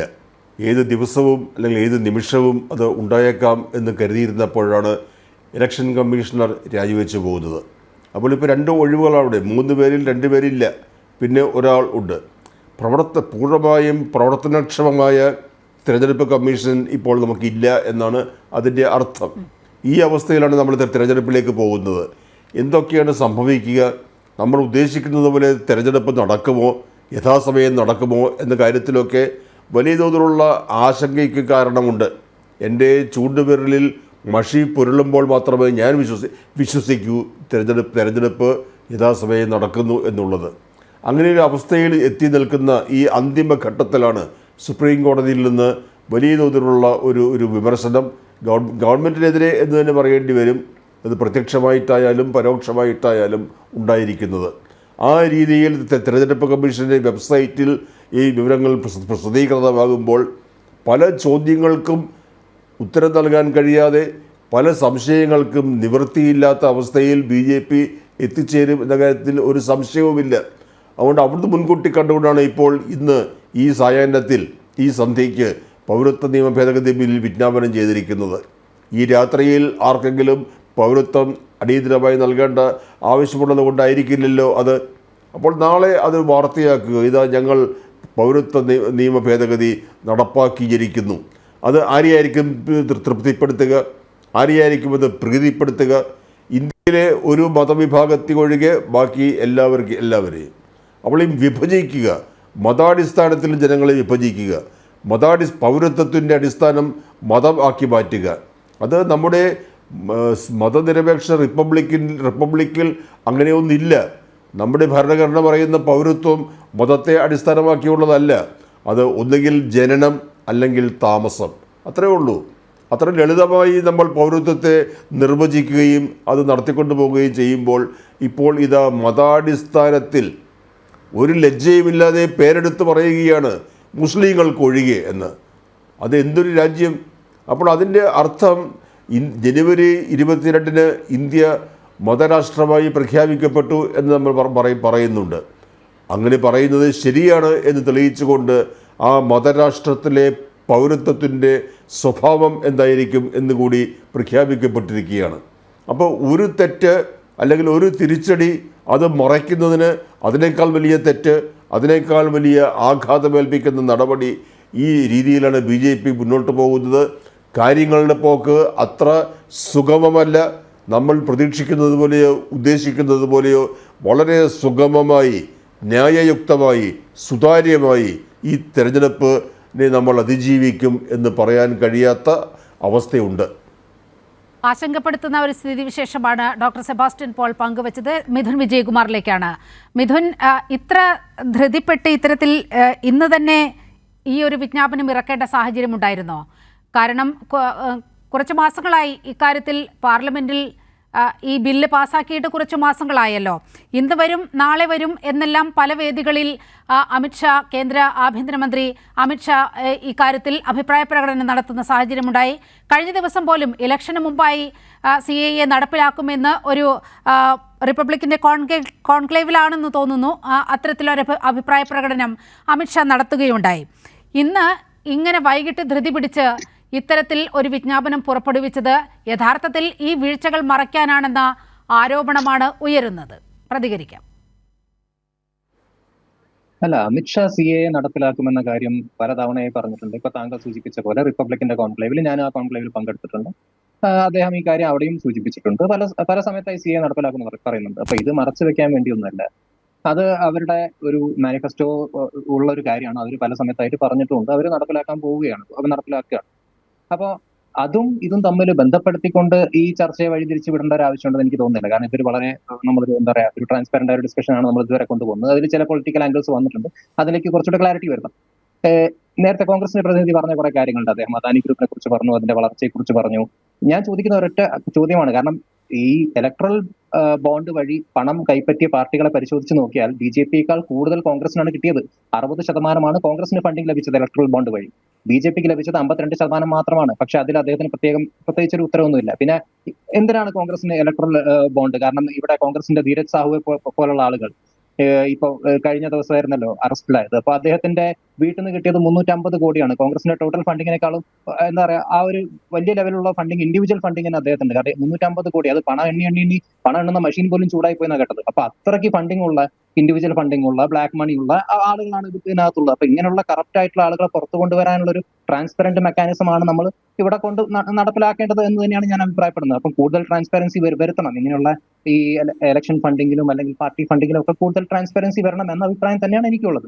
പിന്നെ ഇവിടെ CPMന്റെ വക്താവ് അദ്ദേഹം കുറെ നേരമായിട്ട് എന്താ പറയാ, ഇതൊരു അഴിമതിയാണ്, ഒരു വലിയ അഴിമതിയിലേക്കാണ് പോയിക്കൊണ്ടിരിക്കുന്നത്, അല്ലെങ്കിൽ അഴിമതി നടത്തിക്കൊണ്ടിരിക്കുകയാണ് എന്ന് അദ്ദേഹം പറഞ്ഞുകൊണ്ടിരിക്കുകയാണ്. ഒരു അഴിമതി ഈ മോദി ക്യാബിനറ്റിലുള്ള ഏതെങ്കിലും ഒരു മന്ത്രിയുടെ പേരിൽ ഒരു അഴിമതി കേസെങ്കിലും താങ്കൾക്ക് ഇവിടെ പറയാൻ പറ്റുമോ? ഇവിടെ വന്നിട്ട് എന്താ പറയുക, ഏതെങ്കിലും ഒരു വിഷയം ഉണ്ടായി കഴിഞ്ഞാൽ അതിനൊരു അഴിമതിയുടെ ആംഗിൾ കൊടുക്കുകയും അതിലില്ലാത്തൊരു കോൺസ്പിറസി തിയറി ഇറക്കുന്നതിന് അപ്പുറത്തേക്ക് നിങ്ങൾക്ക് ഫാക്ച്വൽ ആയിട്ട് അല്ലെങ്കിൽ ഏതെങ്കിലും ഒരു കേസോ അല്ലെങ്കിൽ എന്തെങ്കിലും ഒന്ന് ചൂണ്ടിക്കാണിച്ച് പറയാൻ പറ്റുമോ മോദി കറപ്റ്റ് ആണെന്ന് പറയാൻ വേണ്ടി? അപ്പൊ താങ്കൾ ഇവിടെ വെറും ഒരു പൊളിറ്റിക്കൽ അലിഗേഷനും പൊളിറ്റിക്കൽ അക്യൂസേഷൻസും മാത്രം നടത്താതെ സ്വന്തം പാർട്ടിയുടെ അവസ്ഥ ഈ ചർച്ച അതിന്റെ അവസാന ഘട്ടത്തിലായതുകൊണ്ട് തന്നെ വളരെ മറ്റ് അതിഥികളിലേക്ക് കൂടി പോകേണ്ടതുണ്ട്. മിഥുൻ പറഞ്ഞ ആരോപണത്തിന് മിഥുൻ ഒരു സെക്കൻഡ് 10 സെക്കൻഡ് എടുത്ത് പറയുന്നുണ്ട്. ഓക്കെ, ഒരൊറ്റ കാര്യം സൂചിപ്പിച്ചോട്ടെ. ഞാനിവിടെ സി പി എമ്മിന്റെ അസറ്റിനെ കുറിച്ച് പറഞ്ഞു. 750 കോടിയോളം അവർക്ക് ഇലക്ട്രൽ ബോണ്ട് ഫണ്ടിങ് ഇല്ലാതെ തന്നെ 750 കോടി അസറ്റ് ഉണ്ട്. അദ്ദേഹം ഇവിടെ സൂചിപ്പിച്ചൊരു കാര്യം, ഞങ്ങൾക്ക് കോർപ്പറേറ്റ് ഫണ്ടിങ് ഒട്ടുമില്ല എന്നാണ്. ഈ കരുവണ്ണൂർ ബാങ്ക് വിഷയത്തിൽ ED വളരെ പ്രസക്തമായി പറഞ്ഞൊരു കാര്യമുണ്ട്. മെമ്പർഷിപ്പ് പോലും ഇല്ലാതെ പാർട്ടി കമ്മിറ്റികൾ അവിടെ അക്കൗണ്ട് ഓപ്പറേറ്റ് ചെയ്യുന്നു, അതുവഴി പണം സ്വരൂപിക്കുന്നു. ആ പണം പാർട്ടി ആവശ്യങ്ങൾക്കും പാർട്ടി നേതാക്കൾക്കും വേണ്ടിയിട്ട് ഉപയോഗിക്കുന്നു. ഇത് ED റിപ്പോർട്ടിലുള്ള കാര്യമാണ്. ബന്ധപ്പെടുത്തുകയാണ്. ശ്രീ VPP മുസ്തഫ അങ്ങേക്ക് മറുപടി പറയാം. മുസ്തഫ അങ്ങേക്ക് മറുപടി പറയാം. കാസർഗോഡ് ജില്ലയിൽ BJPക്ക് സ്വാധീനമുള്ള പുത്തികെ പഞ്ചായത്തിലെ കണ്ണൂർ സർവീസ് സഹകരണ ബാങ്ക് എങ്ങനെയാണ് തകർന്നു പോയത് എന്ന് ശ്രീ മിഥുൻ എന്ന് അന്വേഷിക്കട്ടെ. അപ്പൊ മനസ്സിലാകും എങ്ങനെയാണ് സഹകരണ സ്ഥാപനങ്ങളിലെ പ്രശ്നങ്ങൾ എന്തുകൊണ്ടാണ് അത് എന്നുള്ളത്. പക്ഷെ ഇവിടെ വിഷയം എന്താ, നിങ്ങൾ നോക്കൂ, കഴിഞ്ഞ നിയമസഭാ തെരഞ്ഞെടുപ്പിൽ കേരളത്തിൽ BJPയുടെ സ്ഥാനാർത്ഥികൾക്ക് വേണ്ടി കൊണ്ടുവന്ന പണം എവിടെയെന്നാണ്? അത് പിടിക്കപ്പെട്ടില്ലേ? അത് പിടിക്കപ്പെട്ടതിനെ കുറിച്ചുള്ള തർക്കങ്ങളല്ലേ BJPക്ക് അകത്ത് തന്നെ രൂക്ഷമായി വന്നിരിക്കുന്നത്. എവിടെ നിന്നാണ് BJPക്ക് ഇങ്ങനെ? നേരത്തെ BJPക്ക് അങ്ങനെ ഒരു സിസ്റ്റം ഉണ്ടായിരുന്നില്ലല്ലോ. 80കളിലെ BJP അവരുടെ ഏതെങ്കിലും സ്ഥാനാർത്ഥിക്ക് മേലെ നിന്ന് പണം കൊടുക്കുന്ന രീതി ഉണ്ടായിരുന്നു. അന്ന് കോൺഗ്രസിന് ആ രീതി ഉണ്ടായിരുന്നു. പക്ഷെ ഇപ്പോ നിങ്ങൾ അധികാരത്തിൽ വന്നതിന് ശേഷം 2014 ശേഷം രാജ്യത്ത് നടക്കുന്ന എല്ലാ തെരഞ്ഞെടുപ്പും ഈ കേരളത്തിൽ ഉൾപ്പെടെ നിങ്ങൾക്കൊരു ജയസാധ്യതയും ഇല്ലാതിരുന്നിട്ട് പോലും സ്ഥാനാർത്ഥികൾക്ക് നിങ്ങൾ മണ്ഡലങ്ങളെ ഗ്രേഡ് തിരിക്കുന്നു. A grade, B grade, C grade എന്നിട്ട് 3 കോടി 5 കോടി 10 കോടിയൊക്കെ നിങ്ങൾ ഓരോ മണ്ഡലത്തിലേക്കും തള്ളുകയില്ലേ? എവിടെ നിന്നാണ് BJPക്ക് ഈ പണം? ആ പണമാണ് ഈ ഇലക്ട്രൽ ബോണ്ടുകളിലൂടെ, നിങ്ങളുടെ നഗ്നമായ അഴിമതികളിലൂടെ, കോർപ്പറേറ്റുകൾക്ക് ദാസ്യവേല ചെയ്ത് നിങ്ങൾ ഉണ്ടാക്കിയ ഈ ആയിരക്കണക്കിന് കോടി രൂപയിലൂടെ നിങ്ങൾ ചെയ്തു. പഴയ കോൺഗ്രസ് 80കളിലെ 90കളിലെ കോൺഗ്രസിന്റെ ശൈലിയിലേക്ക് BJP എത്തിയില്ലേ? നേരത്തെ RSSന്റെ കേഡർമാരിൽ നിന്ന് CPM, ഞാൻ നേരത്തെ പറഞ്ഞ പോലെ അതിന്റെ മെമ്പർമാരിൽ നിന്ന് ലവി പിരിച്ചതുപോലെ RSSന്റെ കേഡർമാരിൽ നിന്ന് പണം പിരിച്ചു നടത്തിയിരുന്ന BJP എങ്ങനെയാണ് ഇപ്പോൾ ഓരോ തെരഞ്ഞെടുപ്പ് കഴിയുമ്പോഴേക്കും BJPയുടെ ആ തെരഞ്ഞെടുപ്പിൽ മത്സരിച്ച സ്ഥാനാർത്ഥികളുടെ ഒക്കെ ആസ്തി തന്നെ അങ്ങോട്ട് വർദ്ധിക്കുകയല്ലേ? ഏതെല്ലാം തരത്തിൽ അതെല്ലാം കൂടുകയാണ്. അപ്പം അത് നഗ്നമായിട്ട് നമ്മുടെ മുന്നിൽ നിൽക്കുകയാ. മറ്റൊരു കോൺഗ്രസ് ആയിട്ട് കോൺഗ്രസ് ആളുകളെ കൊണ്ടുവരിക മാത്രമല്ല, ആ കോൺഗ്രസിന്റെ പഴയ അധികാര ശൈലിയിലേക്കും അഴിമതിയിലേക്കും മോഡിയുടെ BJPയും ചെന്നെത്തിയിരിക്കുന്നു എന്നുള്ളതാണ്. ഇതെല്ലാം മറച്ചു വെക്കാനാണ്, ഇങ്ങനെയുള്ള കാര്യങ്ങൾ മറച്ചു വെക്കാനാണ് ഇപ്പൊ പൗരത്വ ഭേദഗതി നിയമം. നിങ്ങൾ നോക്കൂ, 2019 ഡിസംബറിൽ പാർലമെന്റ് പാസാക്കിയ നിയമം 2020 ജനുവരിയിൽ രാഷ്ട്രപതി ഒപ്പുവെച്ചു. ഈ 4.5 വർഷം നിങ്ങൾ എന്തെടുക്കുകയായിരുന്നു? നാളെ തെരഞ്ഞെടുപ്പ് നടക്കാനിരിക്കെ, അടുത്തയാഴ്ച തെരഞ്ഞെടുപ്പിന്റെ വിജ്ഞാപനം വരാനിരിക്കെ എന്തിനാണ് ഇന്ന് വൈകുന്നേരം തിരക്കിട്ട് ഈ റൂൾസ് വിജ്ഞാപനം ചെയ്ത് ഈ നോട്ടിഫിക്കേഷൻ വരുന്നത്? നിങ്ങൾ ഇങ്ങനെ പൗരത്വ ഭേദഗതി നിയമം, ഏകീകൃത സിവിൽ കോഡ്, മുത്തലാഖ്, ബീഫ്, തട്ടം ഇങ്ങനെയൊക്കെയുള്ള വർഗീയ വിഷയങ്ങളല്ലാതെ ഈ 10 വർഷം കൊണ്ട് ഞങ്ങളുടെ ഭരണം കൊണ്ട് ഇന്ന നേട്ടം, ഇന്ന വികസനം, ഇന്ന പുരോഗതി അങ്ങനെ വല്ലതും പറയാനുണ്ടോ? രാജ്യത്ത് ഭൂരഹിതരുടെ എണ്ണം കുറക്കാൻ കഴിഞ്ഞോ? രാജ്യത്ത് ദരിദ്രരുടെ എണ്ണം കുറക്കാൻ വേണ്ടി കഴിഞ്ഞോ? രാജ്യത്ത് വിദ്യാഭ്യാസ സൗകര്യങ്ങൾ വർദ്ധിപ്പിക്കാൻ കഴിഞ്ഞോ? രാജ്യത്തെ പൊതുജനാരോഗ്യ സംവിധാനങ്ങൾ നല്ല നിലവാരത്തിലേക്ക് കൊണ്ടുവരാൻ വേണ്ടി കഴിഞ്ഞോ? ഇതിനെക്കുറിച്ചൊന്നും പറയാതെ നിങ്ങൾ ഇങ്ങനെ ഹിജാബിനെ കുറിച്ചിട്ടും ബീഫിനെ കുറിച്ചിട്ടും അതുപോലെ ഏകീകൃത സിവിൽ കോഡും പൗരത്വ ഭേദഗതവും ഈ ജാതിയും മതവും വർഗീയതയും അല്ലാതെ മറ്റെന്തുണ്ട് 10 വർഷം ഭരിച്ചിട്ട് പോലും BJPക്ക് പറയാൻ? അതാണ് അവസാനമായി ഒരു കാര്യം ശ്രീ റോണി കെ ബേബി, ഇപ്പോൾ ഇവിടെ ഈ പൗരത്വ ഭേദഗതിയാണല്ലോ നമ്മൾ ഈ അവസാന ലാപ്പിൽ ചർച്ച ചെയ്യുന്നത്. വളരെ കൃത്യമായി കേരളത്തിന്റെ മുഖ്യമന്ത്രി പറഞ്ഞു ഇവിടെ നടപ്പാക്കാൻ അനുവദിക്കില്ല എന്ന്. കോൺഗ്രസിന്റെ റിയാക്ഷൻ ഇതുവരെ വന്നതായി ശ്രദ്ധയിൽപ്പെട്ടിട്ടില്ല. നിങ്ങളുടെ അഭിപ്രായം മറിച്ചാകുമോ? തെരഞ്ഞെടുപ്പ് പടിവാതിൽക്കൽ എത്തി നിൽക്കുന്നു, അതുകൊണ്ടാണ് ചോദിക്കുന്നത്. നിലിമ, എനിക്ക് രണ്ടുപേരോടും മറുപടി പറയാനുണ്ട്. എനിക്ക് ഒറ്റ മിനിറ്റ് സമയം തരണം. ആദ്യം BJP ഭരണത്തിൽ ഒരു അഴിമതി പോലും നടന്നില്ല എന്ന് പറയുന്നു. കഴിഞ്ഞ പാർലമെന്റിന്റെ പ്രത്യേക സമ്മേളനത്തിലാണ് കൺട്രോളർ ആൻഡ് ഓഡിറ്റർ ജനറൽ 12 റിപ്പോർട്ടുകൾ, അഴിമതി കഥകൾ പറഞ്ഞ 12 റിപ്പോർട്ടുകളാണ് controller and auditor general parliament സമർപ്പിച്ചത്. CAG പിന്നെ തുട്ടൂർ ഇറക്കി, ഇനി തെരഞ്ഞെടുപ്പ് കഴിയുള്ളവരെ ഒരു റിപ്പോർട്ട് വേണ്ട, അതവിടെ നിൽക്കട്ടെ. 2, അദ്ദേഹം പറയുന്നു കോൺഗ്രസിന് 60% ഫണ്ട് കിട്ടി. അയാൾ 10 വർഷം ഭരണത്തിലുള്ള BJP-ക്കാരും ഫണ്ട് കോൺഗ്രസിന് കിട്ടി എന്നാണ് അദ്ദേഹം സമർത്ഥിക്കാനിരിക്കുന്നത്. നിൽക്കട്ടെ. ഇനി ഒരു കാര്യം കൂടെ, ഒറ്റ കാര്യം ഇവിടെ CPM-ന്റെ നേതാവ് പറഞ്ഞു ഈ CPM-ന്റെ ഫണ്ട് മുഴുവൻ ബക്കറ്റ് പിരിവിലൂടെയാണ്. അങ്ങനെയെങ്കിൽ ഹിറ്റക്സിന്റെ MD സാബു എം ജേക്കബിന്റെ നിന്ന് 30 ലക്ഷം രൂപ.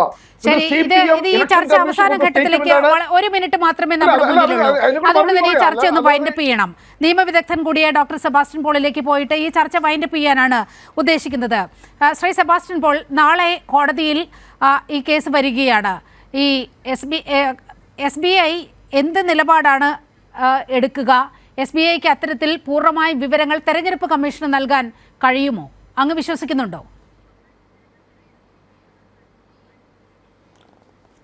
അല്ല, നൽകാൻ കഴിയും എന്ന് തന്നെയാണല്ലോ സുപ്രീം കോടതി ഇന്നും അർത്ഥശങ്കയ്ക്കിടവില്ലാതെ പറഞ്ഞത്. അതുകൊണ്ട് നാളെ ബാങ്കിങ് സമയം കഴിയുന്നതിന് മുൻപ് കോടതി പറഞ്ഞ വിവരങ്ങൾ ഇലക്ഷൻ കമ്മീഷനെ അറിയിച്ചേ മതിയാകൂ. അല്ലെങ്കിൽ എന്ത് സംഭവിക്കും എന്നുകൂടി കോടതി പറഞ്ഞിട്ടുണ്ട്. അത് കോടതി അലക്ഷ്യമാണ്, കണ്ടംപ്റ്റ് ഓഫ് കോർട്ടാണ്. അതുകൊണ്ട് SBI ഒരു ഓപ്ഷൻ ഇല്ലാത്ത അവസ്ഥയിൽ സുപ്രീം കോടതിയുടെ നിർദ്ദേശപ്രകാരം നാളെ വൈകുന്നതിന് മുമ്പ് പ്രവർത്തിക്കാതിരിക്കാൻ ഒരു ന്യായവും ഞാൻ കാണുന്നില്ല. രാജ്യം തന്നെ ഉറ്റുനോക്കുകയാണ് നാളെ SBI ഇക്കാര്യത്തിൽ എന്താണ് അവരുടെ ഭാഗത്തു നിന്നും ഉണ്ടാകാൻ പോകുന്ന നടപടികൾ എന്ന്. ഇലക്ട്രൽ ബോണ്ട് രേഖകൾ കൈമാറുന്നതിൽ SBIക്ക് അന്ത്യശാസനം ലഭിച്ചിരിക്കുകയാണ്. ഇനിയുള്ള ഓരോ മണിക്കൂറും വളരെ നിർണായകമാണ്. എന്ത് നിലപാടാണ് SBI ഇക്കാര്യത്തിൽ, തെരഞ്ഞെടുപ്പ് കമ്മീഷൻ ഇക്കാര്യത്തിൽ സ്വീകരിക്കാൻ പോകുക? ഒപ്പം ഇതിനെയെല്ലാം, ഈ വീഴ്ചകളെല്ലാം മറികടക്കാനായി CAA വിജ്ഞാപനം കൂടി പുറത്തിറക്കിയിരിക്കുകയാണ് കേന്ദ്ര സർക്കാർ. ഒട്ടേറെ നിർണായകമായ രാഷ്ട്രീയ സംഭവ വികാസങ്ങൾക്കാണ് രാജ്യം സാക്ഷ്യം വഹിക്കാൻ പോകുന്നത്. ഈ ന്യൂസ് ആൻഡ് വ്യൂസിൽ പങ്കെടുത്ത എല്ലാ അതിഥികൾക്കും വളരെയധികം നന്ദി.